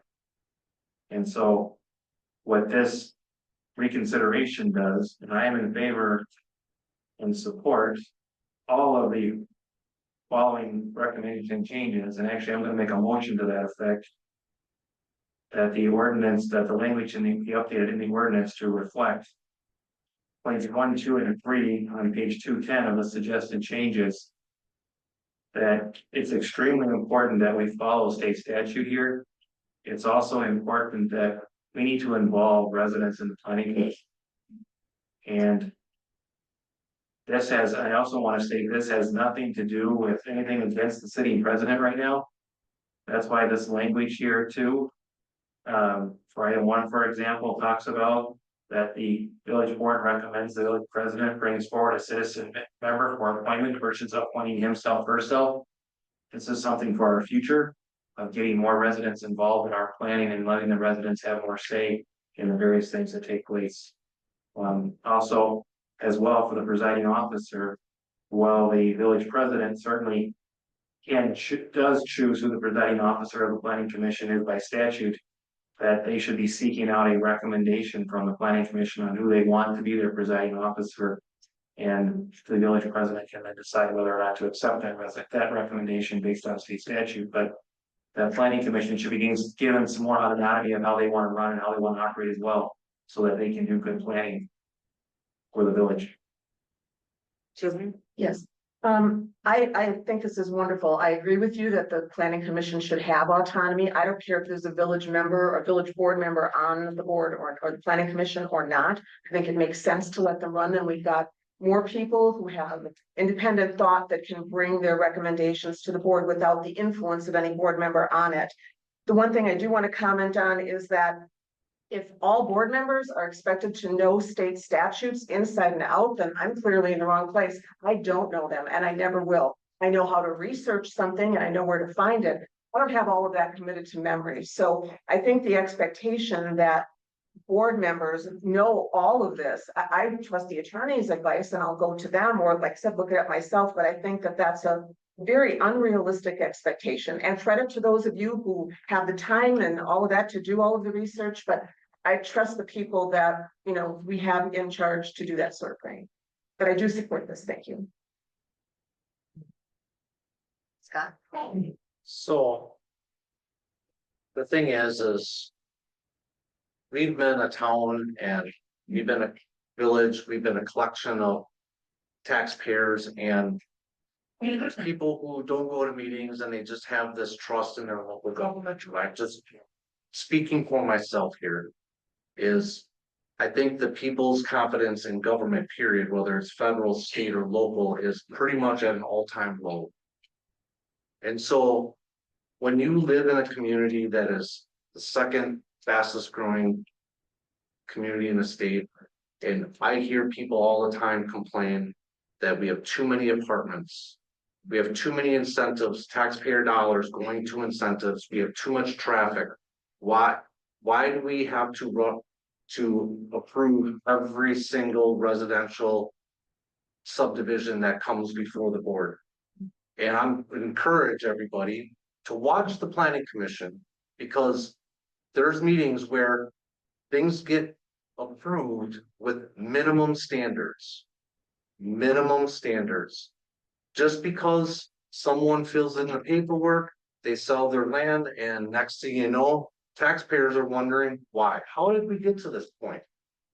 And they always want to hold people accountable, they want answers, how did we get to this point? So what we're saying is, and what we dived into is, we're not accepting just on face value anymore. It should be our job as elected officials to double check the work. We have bills and claims that are already paid for, that had 3 eyes or 2 eyes on it, and it gets sent to the board for another set of eyes. Guess what? I'm not gonna take everything for face value anymore. Because you know why? It's my job to make sure that we are doing the will of the people. And if we're not gonna even do that, then I'm sorry, then I don't know why I'm here. Because I'm trying to do what's right for the people, and I can see in the past. All the apartment complexes from 2017 till now that were approved. And people don't want it. People are tired of it. It's hurting people's quality of life and driving down their, Yes, point of order. you know, I'm Point got of my time. order. So what I'm trying to do is trying to return the planning commission from having a rubber stamping from 3 trustees on there to having it run solely by the people. And that means, and I'm actually going to make a motion later, because if I pull up the minutes from. There's already a motion. There's already a motion, so, well, I'm just stating the fact that I will follow up with another motion after this one, so. That's all I want to say, I want to turn the power to the people so that they actually have a say, because I don't think we're listening to them. Thank you. Julie, did you have a question? No, I'm ready. Yeah. I just wanna say, why don't we just get rid of the planning commission? We have to have it by state law supposedly. We- That's right. And as a trustee, you should. Well, people don't go according to them, whatever, Scott. All right. You don't, if they all vote for something and you don't like it, you vote against them anyway, so that's why I'm saying you're not listening to the planning commission. Whether there's trustees on it or not. Yeah, you're not listening. You're not listening to us, when we come here, we just sit and listen to you guys. Okay, all right, Public time for public comment is swatted. all right. Okay, so there's a motion and a second I don't have a second. on the floor. So I think certain people are missing the point here. The fact that you would say not to have a planning commission, that's like the exact opposite of what's trying to happen here. Yeah. We need a planning commission. One of the pieces actually that talks about in the statutes here is that the planning commission has individuals that are also qualified, and so we need to make sure that we're having qualified individuals that are truly that want to, they get the training too, and there's been no really good training for some of the citizen members on the planning commission to no fault of their own, so I'm not knocking the non-board members on the planning commission right now, because they haven't had formal training. But when you have 3 village board members on the planning commission like there is right now, and it only takes 4 to pass something, basically, when anything comes here, it's already decided. Yeah. And you can go and watch the planning commission meetings. I'm really glad that one of the things that I pushed for many years, I'm very glad these meetings are finally videotaped. There's very little, if any, discussion, debate. Some of these planning commission meetings are over in 10 to 15 minutes at max. So there needs to be proper engagement with the community, and staff's going to need to probably work with the planning commission to figure out how to get better engagement with the community. But there needs to be proper planning. And just because someone fills out an application for something doesn't mean it should happen. There's an item coming up here that's very important tonight called a development checklist. And that's going to be very key. And I'm looking forward to that coming up here in a little bit shortly too, because that should aid the planning commission as well as this board in making better decisions. We cannot just continue with this unrelenting growth. It is not sustainable. And so we have to make changes. The planning commission can make a decision to start a comprehensive plan. Yes, they are supposed to be making decisions based on the comprehensive. But anybody that asks for a variance is basically granted it, so what's the point of having a comprehensive plan? I don't think we've had a variance. That's a board of zoning appeals. Yeah, that's a different, that's not the planning commission, and I don't think we've even had a variance in 2-3 years, maybe 3 years. One of the things that's important, and if I can for a second here, because it's a very good question. Just because something is in the comprehensive plan. And this is something you can watch in one of the plan commission meetings from October was concerning. Because someone was trying to get a rezone done.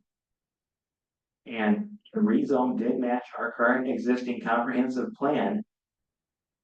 But the comprehensive plan is a guide, it's not a requirement. You take that comprehensive plan and you apply that into as one factor in making a decision. To then decide whether or not to approve a rezone or not. You don't just have to automatically approve rezones. Rezoning is actually the one main power that any municipality has. To do the rezone, that person that has that zoning, they can pretty much do what they want as long as they're following whatever that zoning allows. I mean, there's development agreements if you're doing a subdivision, there's different things like that. But if you start denying things based on development agreements, you find yourself in court real quick. It's that zoning that really matters, and that's why this comes back. That this is so important that you can't just the planning commission has got to stop being the rubber stamp committee. I know in that October meeting, the only member of the planning commission, trustee Van Hefty, spoke up and tried to say, wait a second here. We can't just approve this rezone for acres and acres of duplexes. And he got outvoted 6-1 that night. You know, it's like a 10-minute debate that was in the order. There's a motion and a second on the floor to approve. I don't have a second, I'll second. I'll hit that second. There's a motion and a second to approve the items 1, 2, and 3 changes. Are we prepared to take our vote? Yes.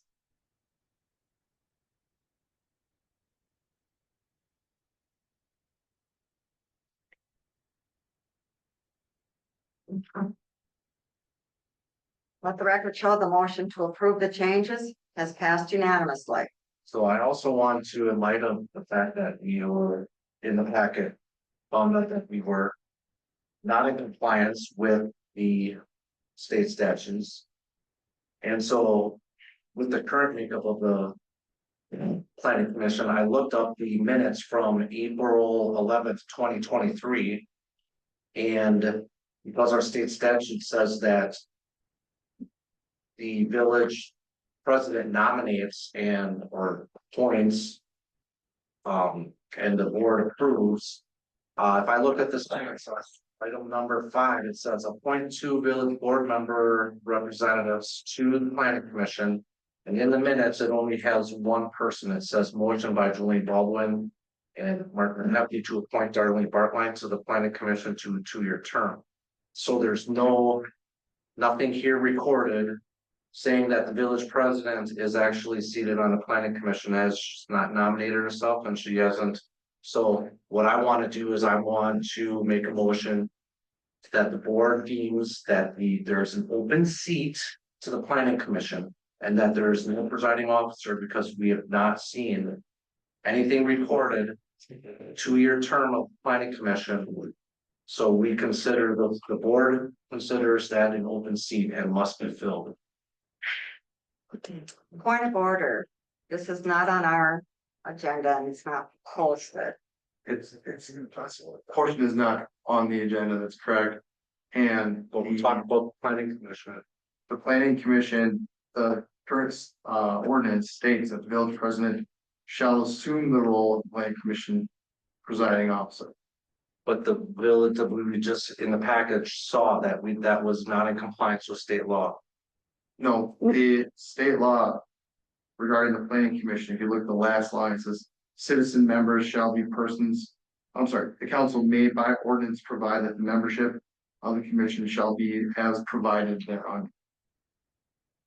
So So even though we're out of compliance, our out of compliance supersedes state law. your ordinance supersedes what's there. So by fiat.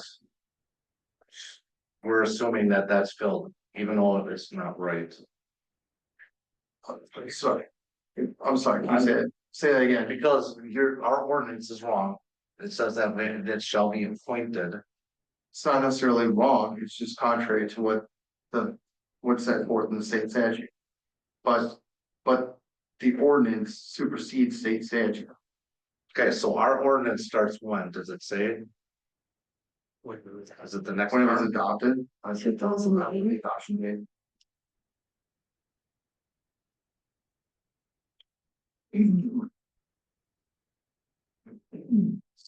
Wouldn't that have been readopted last meeting? Maybe right now. Technically, yes. But the last meeting didn't take that up.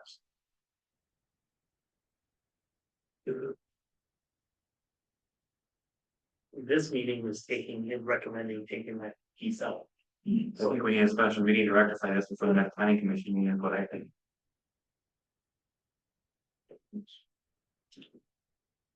Because as of right now, the way that. I'm assuming is an open seat and there's no presiding officer. With my commission. If you guys do it, and it's a good idea, like, come. Need Time for an public opinion comment. from the attorney. What's that? I'm sorry. Your ordinance says that the president is the presiding officer of the planning commission.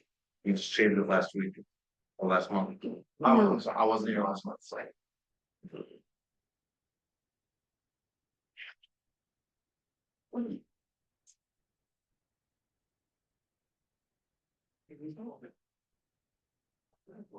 Did we change that? We didn't, I don't you think didn't it's change the ordinance. You changed, in the last month. yes, they changed. So this is a screenshot of the ordinance that I believe was passed in 2019 last. It originated in 2017. And originally, prior to last month's meeting, this is what it said, is that it shall consist of 7 members, at least 2 of whom shall be village board members, and at least 4 of whom shall be citizen members who are not village elected or appointed officials. What we changed last month, oh, and it also says this is, So it's right there, the presiding officer shall be the village president. the presiding, correct, and that is done based on state statute 62.23, which states, that state statute allows the village board to create our own plan commission, so it's done under that statute. That's old. That's revision. What was changed at the last meeting is where it says that the trustee, village board of trustees shall elect at least 2 members, which shall hold office in accordance with their elected board term. It is now what was approved last month was that it would be 1 member and the village president altering terms. So you went from 2 trustees and the president to 1 trustee, 1 president. That is what you're this is what you're requesting to change tonight. Is to change that from the 1 trustee, Now 1 that it's president. passed, does that mean now that Well, this wasn't an ordinance, so this came in as a recommendation that an ordinance would come back to the March meeting based on what the board's direction was. Okay, so if you approve that, since you approved that with those 3 items, we will then modify the ordinance and bring it back for final adoption at the March meeting. Okay. Oh. Are you ready to move on? All right. Discussion and possible action on implementing paperless agendas for March meetings and beyond. Chad. So there's been a request to consider going to electronic meetings versus printing these paper packets. So I know some of you have your liking of Android devices and some of you have your liking of iPads. So if the board would so choose, we own the iPads. If there's the need for some Android devices, they're relatively inexpensive. So we would purchase what needs to be, and then we'll train you how to use it. Because if you go to the new website and you go to the upcoming meetings, you can get a hyperlink of this meeting. So every document that's on there that's in your packet is a quick link, and you can just hit it and follow right through. So it's all hyperlinked to the original agenda, and it would make it a lot more efficient and easy. And right now we're printing anywhere from 300 to 500 pieces of paper times 15 packets each meeting. Certainly, thank you. I'm in favor of doing that. However, is there a way to make notes on the meeting, like either while we're sitting here in session or prior to when we're prepping? Is there a way to make notes on the documents that you're going to supply to us? I don't think so. Okay. So I think you could Can you probably, take a separate piece of paper and do it? yeah, or just print the agenda and make notes on it. Thank you. So I would believe that there's some board members who probably still like their paper packets, which I'm not opposed to them having it. So I think we might have to modify this request to say if you don't need a paper packet, you don't need one to get you a device, right? Ideally, I would like to go to all or nothing, but I understand that yeah. maybe isn't the. I mean, to me, I'm used to it, when I was on the county board to have the.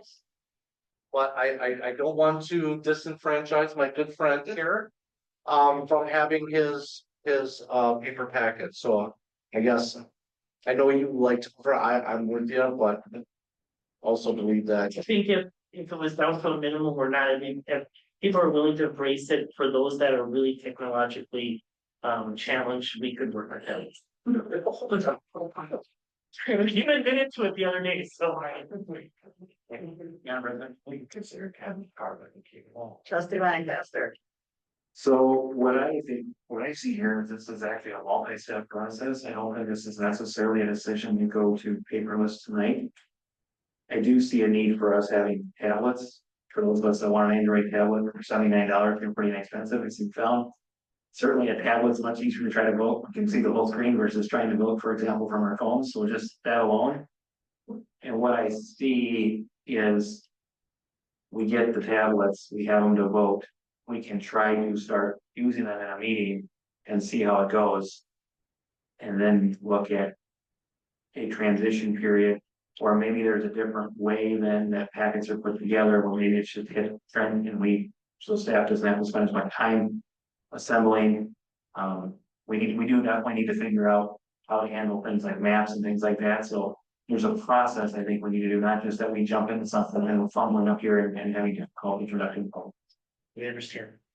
So I think if the board would so choose, I would look for a motion to transition into this and give staff the authorization to purchase whatever is needed for the trustees to start.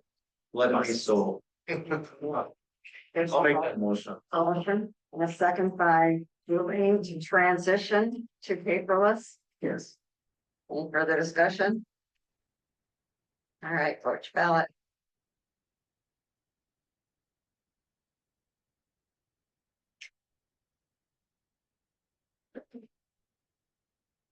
Let the record show the motion to transition to paperless is passed unanimously. What I'd ask the board members is to let me know whether you prefer Android or an iPad so I can start working on it. Android. Android. Android. We'll get that after. All right, okay, we're moving on. Final plat for Harrison Commerce Park County End parcels 39-138, 39-144, and 39-142. Chad, did you have anything you want to add to this? No, there's nothing new. You've seen this before. This is the commercial district that the village is working on county end. Everything is pretty much the same as it was in the preliminary plat. So recommended approval. So I can approve the final plan for Harrison Commerce Park County End as printed and circulated. Oh, second by Jermaine. Any further discussion? Vote your ballot.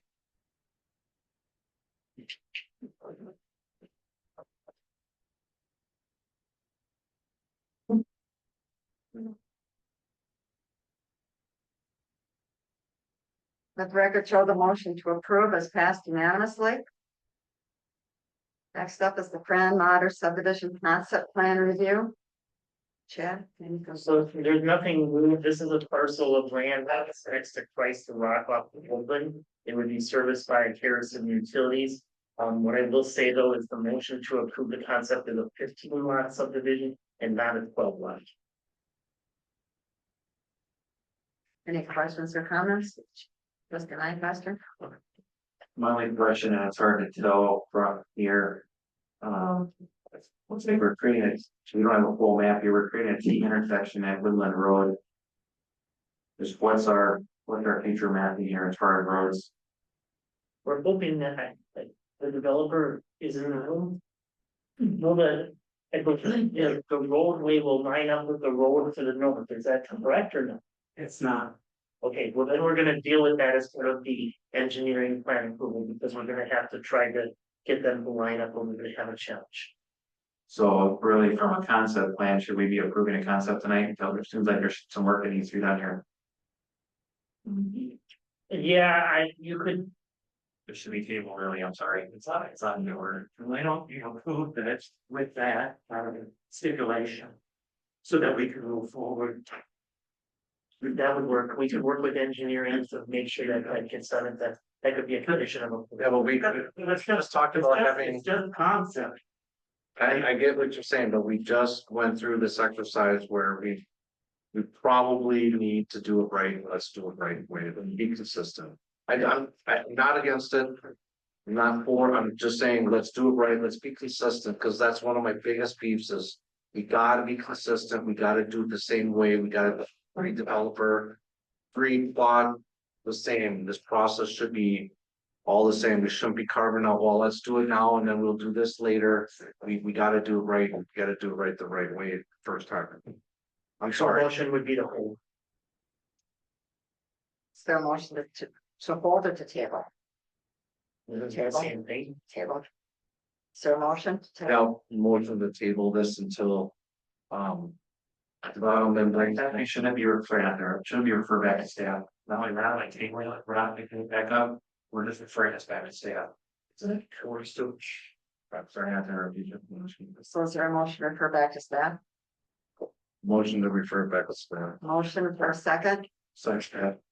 Any further discussion? So I just for clarification, it was my understanding that it was a concept plan, not a final plan. There's a process in place where we come back with a final plan. A final plan would indeed meet the requirement that you had. So all you're doing tonight by not approving a concept is delaying the process. Just so you're aware of that. There would be a preliminary plan and a final plan is the typical process that gets reviewed by the Department of Administration, the Calumet County and all the other, jurisdictions, including us. So that is a process. This is brought before you, just to make sure that before they go into a lot of engineering with the preliminary plat and the final plat, that the board knows what's coming and there's some consensus that the board is on board with it, so they don't spend a lot of money designing something that's going to get shut down. But we just had a concern about the intersection there that I was great, so. Right. Until that's resolved, I'm not gonna approve something until we have all the issues resolved. And you have that. I mean, there's no, I have no, for the record, I have no issue with this getting, this is an infill, 12, 15 lots. We're gonna, we definitely have more smart development, we're gonna have some things happen, so I mean. This is where too. From a staff standpoint, and I don't know how we work some of this, but. There needs to be. You as the village manager. We need to trust you and maybe there's something else that needs to come forward here where you have more guidance where. You know what needs to get done on some of these things. I guess So there's no intent to, I mean, certainly don't want to delay this gentleman either, but I feel like if we bless this in current state, then we can also come. You get into some of these road issues here and also, oh my God, this road isn't gonna work and now it's only gonna be 12 lots instead of 15. Now there's the, well, the word said, the concept was okay, and we get into this back and forth, and that's what I don't wanna see us happen either, Yeah, we'll work through it. I think referring it back to staff is good, and we can make sure that those issues are taken care of. I think this is one of those things of how much detail into a concept plan. Do we work through all of that, and maybe we go away with concept plans and go back to what we did before, which is the preference. That's what I almost feel like, to be honest. Right, what is the concept? There's little value there if you really uncovering things anyway, but. Here. Julie, thank you. At what point would something like this be reviewed by the planning commission? The preliminary plat is required to go to the planning Okay, commission. but this is, This is just a step outside. got it, thank you. And that's probably also something where I think things like this also really should be going to the planning commission. For their input as well. If they're really planning, Yeah, so. correct. So I think what we, based on the discussion tonight, I think what we need to do is look at whether we have concept plans where we do go right to the preliminary plat. To address any of these issues right off the bat. And make that consistent and the same for everybody. Yes. Listen, What? I can't hear you. I have trustee Hanchke making the motion, but I heard multiple voices first. I think I seconded. Thank you. And that's to refer back to staff. Okay, are we good, Vicky? That's what I have. Ready to call the ballot? I think I did. Did I vote Vicky? Yes. That's all, but it's been a while.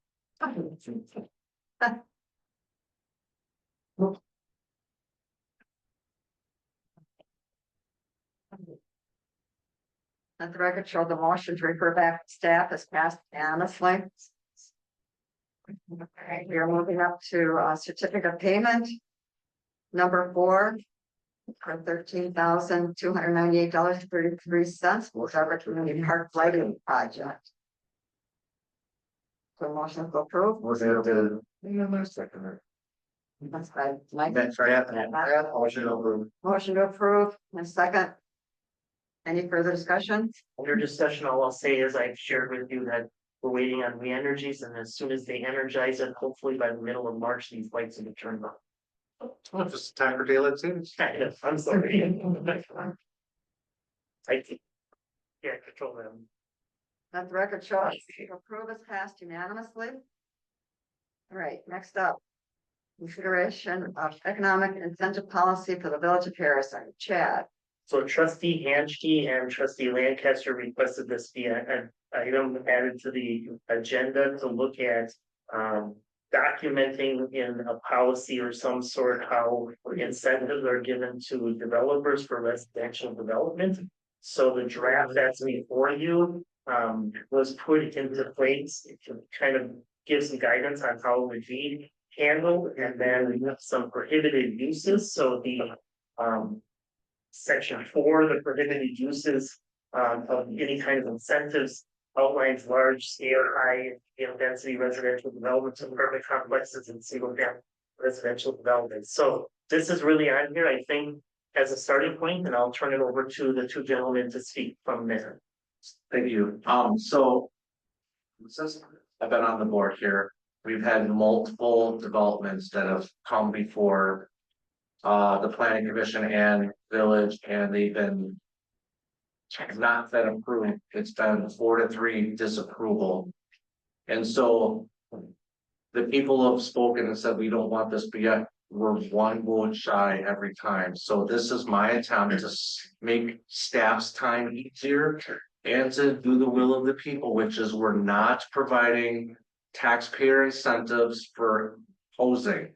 This will free up staff's time where he can say to people who come in that want apartments, look, we're not interested. He doesn't waste his time, doesn't waste the planning commission's time.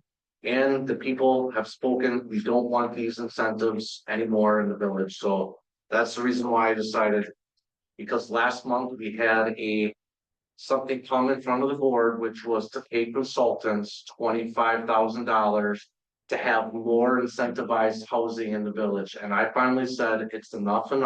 We're gonna put this ban in so that we won't have these items come before the board anymore. Yes. Wait, I got a question from Chad. What came up last week wasn't Or there for was a request to do a market study to determine the market housing study. need. Yes, for housing needs, yes. Senior housing it was. but just housing needs, but yeah, so let's clarify that there was not a proposal to give tax incentives to multi-family developments. So let's be clear on that, but that's a, Housing is housing.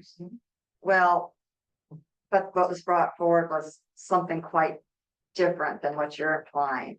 So this is, okay, Julie, do you have another question? Yeah, I just want to clarify too, what I remember being brought to the board last time was the a request to do a feasibility study for senior housing. Much like we did for a hotel where we paid money to have a feasibility study for a hotel. So there was some board disagreement on whether or not senior housing should be something that Harrison would explore. It was voted down. I personally think it should. I voted for it. So I just wanted to clarify that it wasn't just general apartment housing. It was specific to a feasibility study for senior housing. Trustee Lancaster. So last debate, last meeting, too much people can go and read the recording. The study was to do a feasibility for senior housing. But you can label things however you want. I am myself all on the record to say, I'm in favor of single story condominium type senior housing. There is a need for that, such as Buchanan Cottage as Apple Creek on the north side of Appleton. But I'm also not in favor of giving taxpayer incentives. That study, but that's exactly what that study would have came back with, saying, yes, you can do X. But here's also the incentives. These developers want incentives. As a point of clarification. Yeah. When I looked at RFP, I didn't have that. I was looking at what is the need for this type of housing and how many units can this market? That's what they do though, because you look at any of the stuff going on in the city of Appleton, for example. The whole Thrivens property, for example, is in the process of getting developed. There's been several articles in the Post Crescent and things. Are actually the most recent article was West and asking the city of Appleton to create a TID. So that's all part of when you're doing studies, that all comes up. And so, But point of order, when Chad wrote that RFP, that request for consulting, he specifically did not include TID incentives.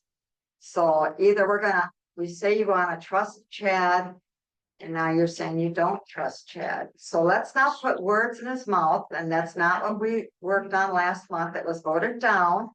And this policy right now, you guys wanted to specify, and I personally agree with this. We have, since I've been president on the board, we have never approved a high density apartment complex. We have voted every one of them down.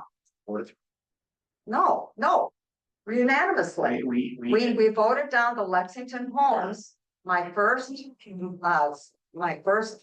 year that we were here, and it was voted down unanimously. And we have not had a request for another high density apartment complex in the village of Harrison. There's not one even been brought to the board. So. I want to retort that because it's May 2024. You can go to the meeting, you can go to the video. Before the board was a TIF incentive plat for 80 duplexes off of Amy Avenue, right off of KK. That is dense housing with RS2 and TIF incentives. Go look at the packet, go look at the video. That thing was shot down 4-3. That's what I'm saying. Is this on the mill? Yep. There was no TIF. It was in the packet. There was no TIF. Yes, it was. he was asking there, in fact, the last time we boarded down in the actual, it's in the handwriting of the developer. There was a note right on there in the packet.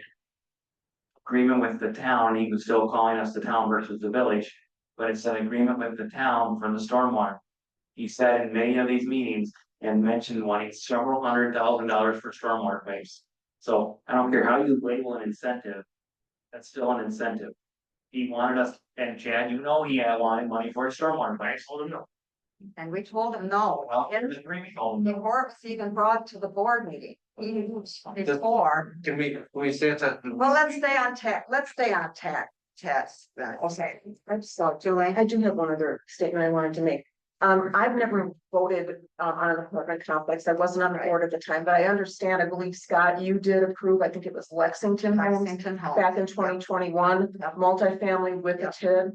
And if I have this wrong, I will certainly do the research and put it on social media. Let me make a point, since you brought it up. No, I finished, that's what I know. So that was something that was already approved. The Lexington Home concept, everything was done. You made the motion to approve the concept plan in 2021. I don't remember that, but I'm gonna. It's done May 12th, 2021. Yes, but I think we're just getting way off topic. All right. And you're arguing about things, but I think you agree on this. This is Yes, what yeah. that's what I'm saying. No, it doesn't do any good to rehash the past when we have, when you need to talk about this right in front. Sure. So Is there a let's just motion? focus on this and move on. Vicky, is there a motion? I do not have a to motion. approve this. Is there a second?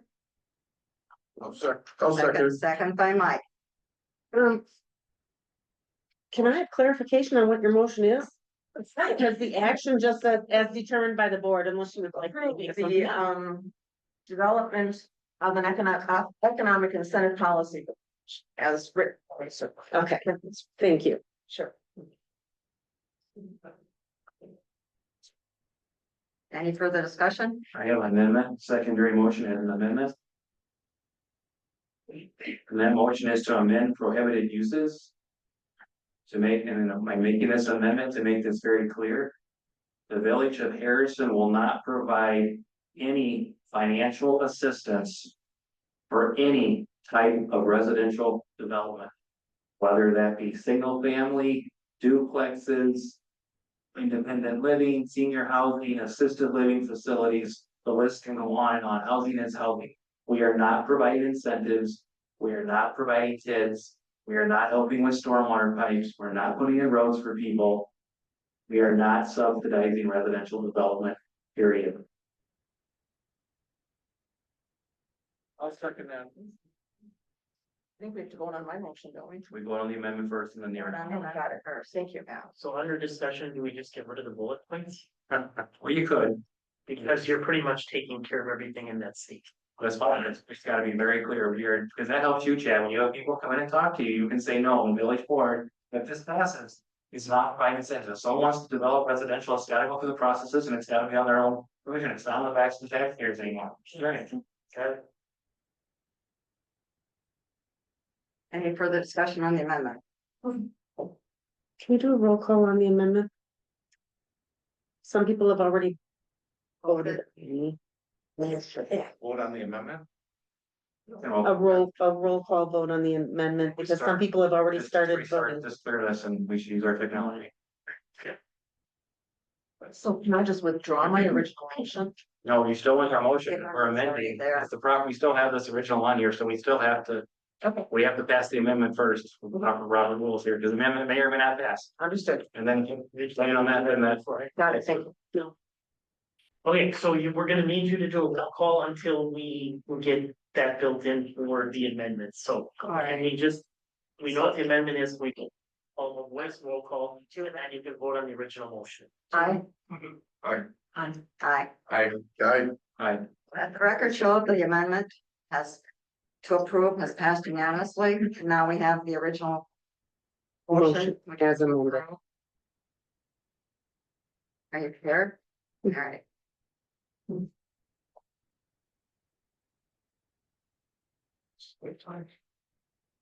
And let the record show the motion is carried unanimously. May 12, 2021. Yep. Okay, moving on. So we have an amendment to offer from Silver Tree Homes for lot 6 in Crossroads Business Park. So all this is doing is amending the closing date. Originally, the closing date for this property was February 28th. That's like tomorrow or whatever. This is moving it out to June 5th because we haven't been able to do any construction this winter because of conditions, and the property frankly is not ready to sell. Motion to approve. A second. Motion, second by Julie to approve. Any discussion? My only question is, because I want to make sure we're being fair. Are there other offers out here that we also need to make sure we're considering? No, they're all pushed out to the spring. Okay, all right. A vote ballot?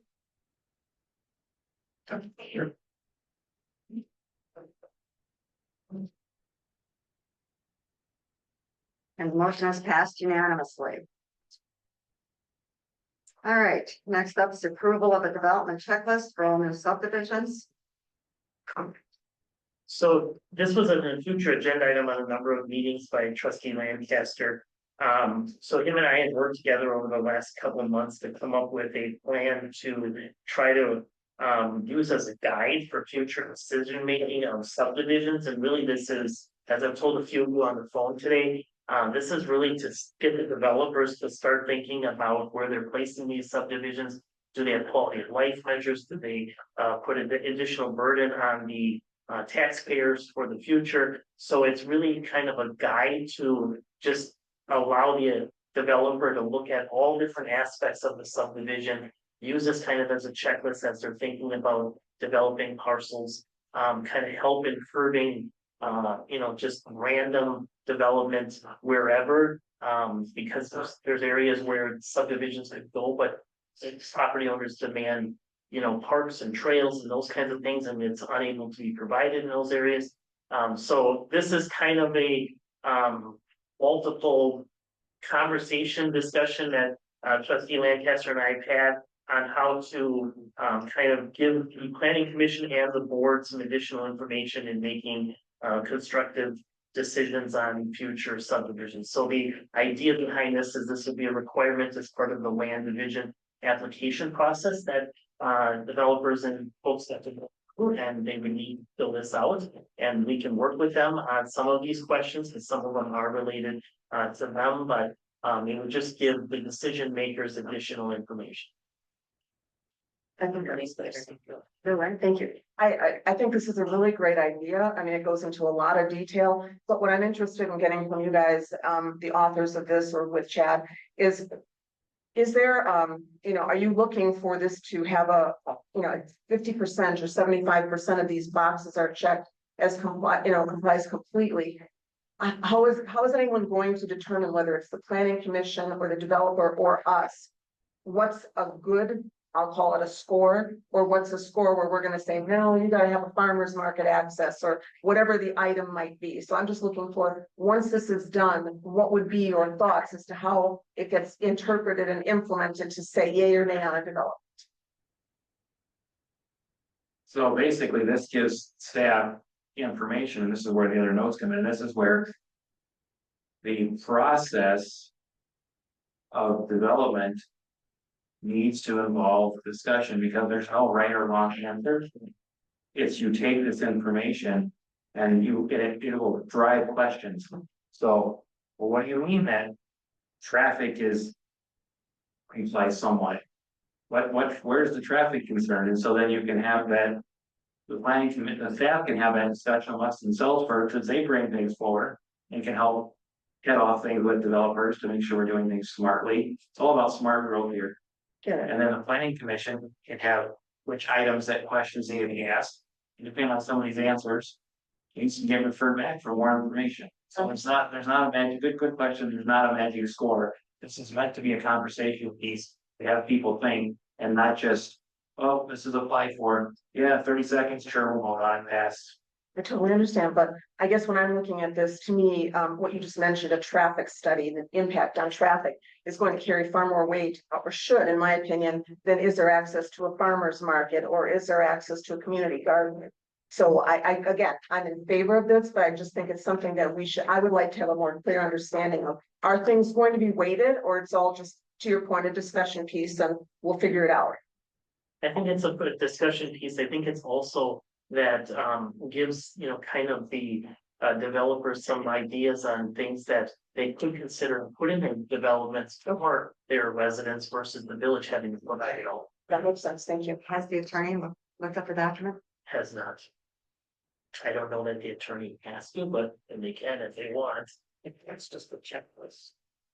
It's a checklist, and it's kind of subjective to what the developer and staff work on, and it just kind of gives us a guide, but. Okay. Scott? Another point on here is this line where it says revenues anticipated. Right, so to me, if I'm on the planning commission, I would want to know, what am I generating of value and what am I drawing for cost? Because any good planner or any good business, when they make a product or they sell a product or receive a product, They wanna know what the total landed cost is. And I don't think we know, when we improve developments, what our total landed cost is. It sounds great, hey, we're putting up, we're gaining, millions in assessed value, but no one's looking at the bottom line, what the impact is on future costs of road upgrades, putting in parks, paying for extra staff, extra police coverage, firefighters, you name it. And it stresses communities when you just throw up stuff without considering what the costs are. This is a great first step, because that line item there, I would like to actually go a little further and say, what is our projected cost? What is our breaking point that we would need another $1.5 million fire apparatus? At what point? How much growth do we need to have until we finally say we need an extra snowplow? Those are not cheap, right? And those go into capital improvements, and somebody's got to pay for it. So if I can answer that trustee Lancaster and I had that discussion, and he had that same request. My thing is I don't know that a developer is gonna know that, so the thought is at least get what the anticipated revenue is and the amount of impact this is gonna have. I think staff can work internally to determine those kinds of things. And like I said, it's a great thing to start, but Correct, and we're trying to, and it's trying to work in progress, and as we go along, there's probably gonna need these amendments. So I'll make a motion to approve the development checklist for all the subdivisions. Your motion, okay. You made the second? I, there's a motion, a second to approve. Any further discussion? The one question, Jacob, what do we need to do as far as to actually codify this to pass this? That it's actually part of the ordinance, so that it has some teeth where someone says. Hasn't filled this out, that you can say, sorry, your application's not in good order. Do you need part of a motion here or something for that direction to bring back an ordinance or something here? Yeah, we'll work on that. I don't believe that that's necessary, but if it is, then we'll bring some. Okay, so I wanna make sure this gives you to help you filter things as well. And as you direct staff, to help them make that their time. You make sure, you have information, so. Okay. Okay, future agenda items are on the. Hold on, we gotta vote on this here. No, I could choose it. Oh, you did, okay. The motion is passed unanimously. All right, future agenda items are as listed. Is there anything else to add to the list? Madam President. I do, I have two things. The first is a request, I know a resident had emailed. Village manager and myself shortly before this meeting. Is work with that resident on looking at the chicken ordinance that we have. Apparently, we're not told what the city of Appleton does, we're even more restrictive than the city of Appleton, which I found was interesting. But we gotta do our thoughtfulness, there's pros and cons of things, but I think especially with the price of eggs right now, I think we all know. There's things we can do that we certainly don't need any more restrictions on the city of Appleton, so. I'd like to have that be reviewed. Okay, and then residents want to give you input and work with you. do you second on that? Second. Sure. And then I have a second, and my second item is. And this could be this summer, but before budget time is what I'm asking for this to be, but I want to get this out there now because this may take some time. We need to look at remodeling this room. Not spend a lot of money, not talking high expense here, but. We need, and I look at other city council and things and stuff, the way that we can't truly look at each other and the way the audience and the way staff is here. There needs to be a better setup here. So I have some recommendations that I'm throwing around on that. And I'll bring something forward. Okay, because I think we have options. And it's been on my forethought. Or both on how this group function, how this place functions, and then the need for additional office space for Village Hall and how we can accommodate some of it. Okay, thank you. I'll second that. Anything else come forward for future agenda? The next board meeting is March 25th. And are we going into closed session? What about the April dates? It looks like. Just wait. Just wait. Oh, wait. We actually need to set the April date, so, because in the past, the board has met. twice in April for the confirmation of appointments. So I think there was like a April 7th date and then the normal board meeting. So the question to the board is, do you want to still do that, or do you just want to do it all in the one date? I think we have to appoint citizen, then I guess the appointment for the. It's probably when are the citizen appointments up for the planning commission? There is citizen appointments for that. There's also some on the fire commission that need to be dealt with, so there is appointments. I think we should be glad of that. So in the past, the board has met the first Tuesday after the election. When are potential new board members seated, like when did their term start? So April 1st is the May 1st. No, Well, the term would start before that. the That's right. election is April 1st. Right, so just the term, when it closes election April 1st, when it's their term, I guess like. I think it's the fourth Monday of the month. Fourth Monday of April or something to that effect. It's not a set always on the 1st or always on the 21st or et cetera. It's the fourth Monday, something to that effect. Third, Ready for a board meeting. I have to look it up. Can someone look it up? Quick? So I think Sure that- can. I think that matters here, to a point, for me anyway, it does, because if it mattered that I- the board member can be seated. We for sure know that there's gonna be at least one new trustee. That they should have a say in appointments if we're able to do that.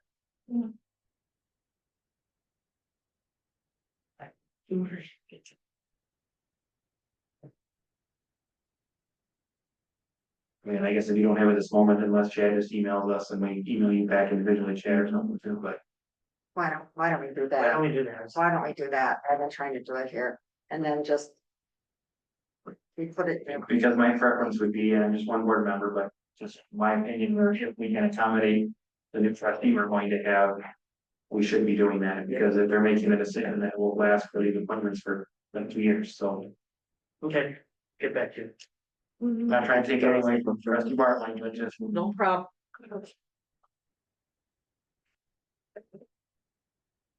All right. Are we going into closed session? I'll make a motion to go into closed session. Please read the whole thing. Point of order, it has to be read for open meetings law. No, I know. The The board will. Let me think. The board will convene in closed session pursuant to Wisconsin State Statutes 1985 1E to deliberate or negotiating the purchase of public properties, the investing of public funds, or conducting other specified public business. Whenever competitive or bargaining reasons require a closed session specifically to discuss a development opportunity in parcel 33500. Attendees will include village president, village trustees, village attorney, village manager, village clerk, village engineer, and utility office manager.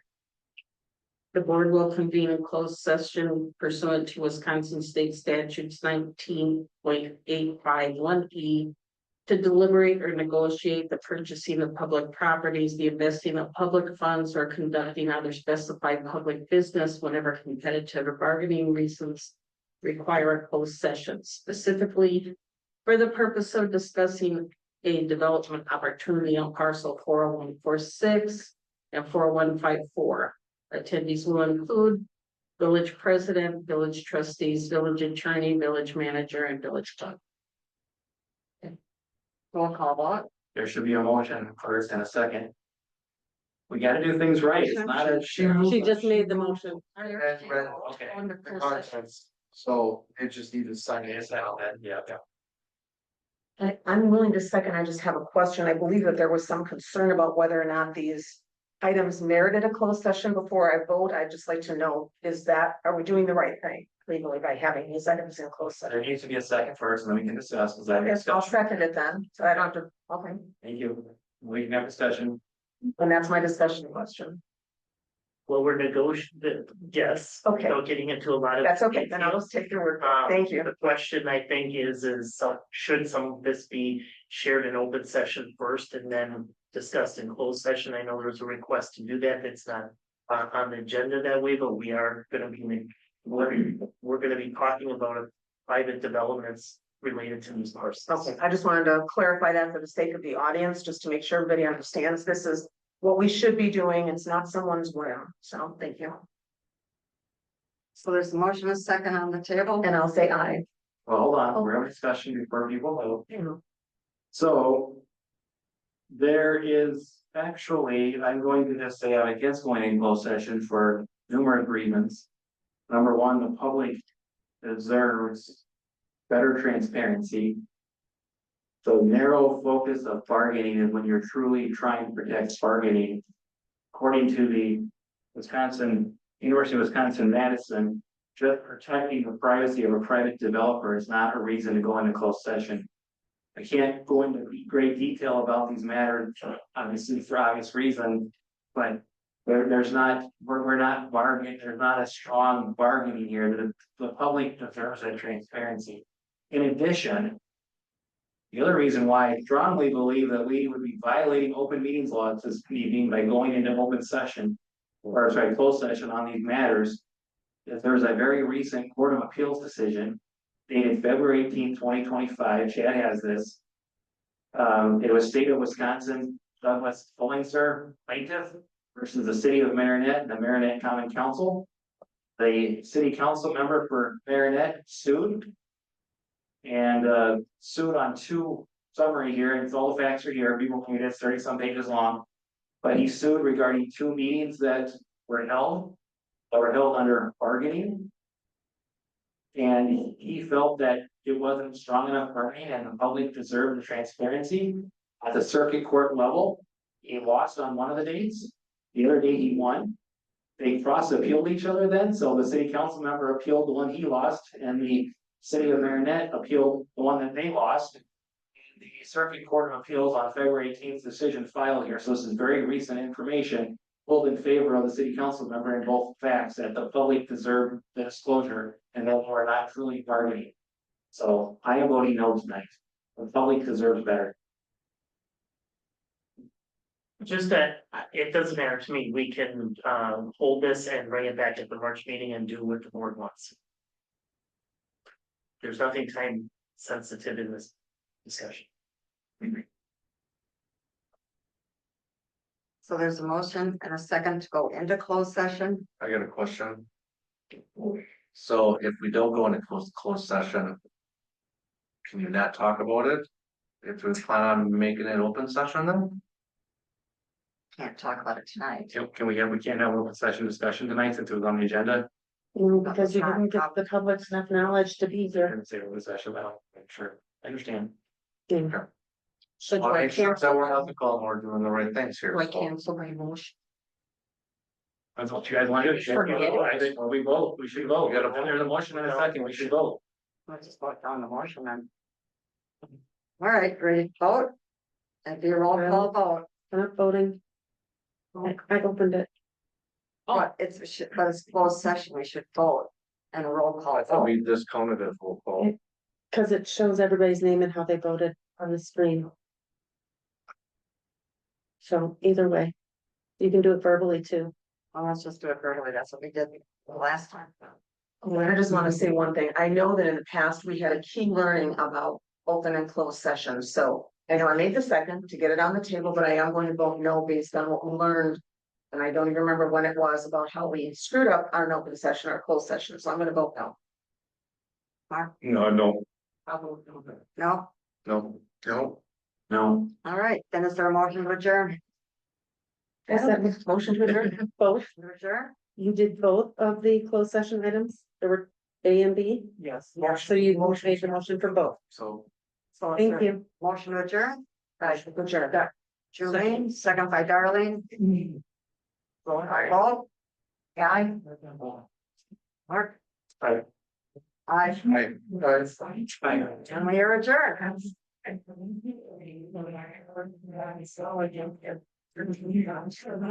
you want to hold on 1 second, I can tell you when your terms change. That's not. No, you just want an email? Okay. I just didn't want to go into the shared drive with so many people here. As you can imagine.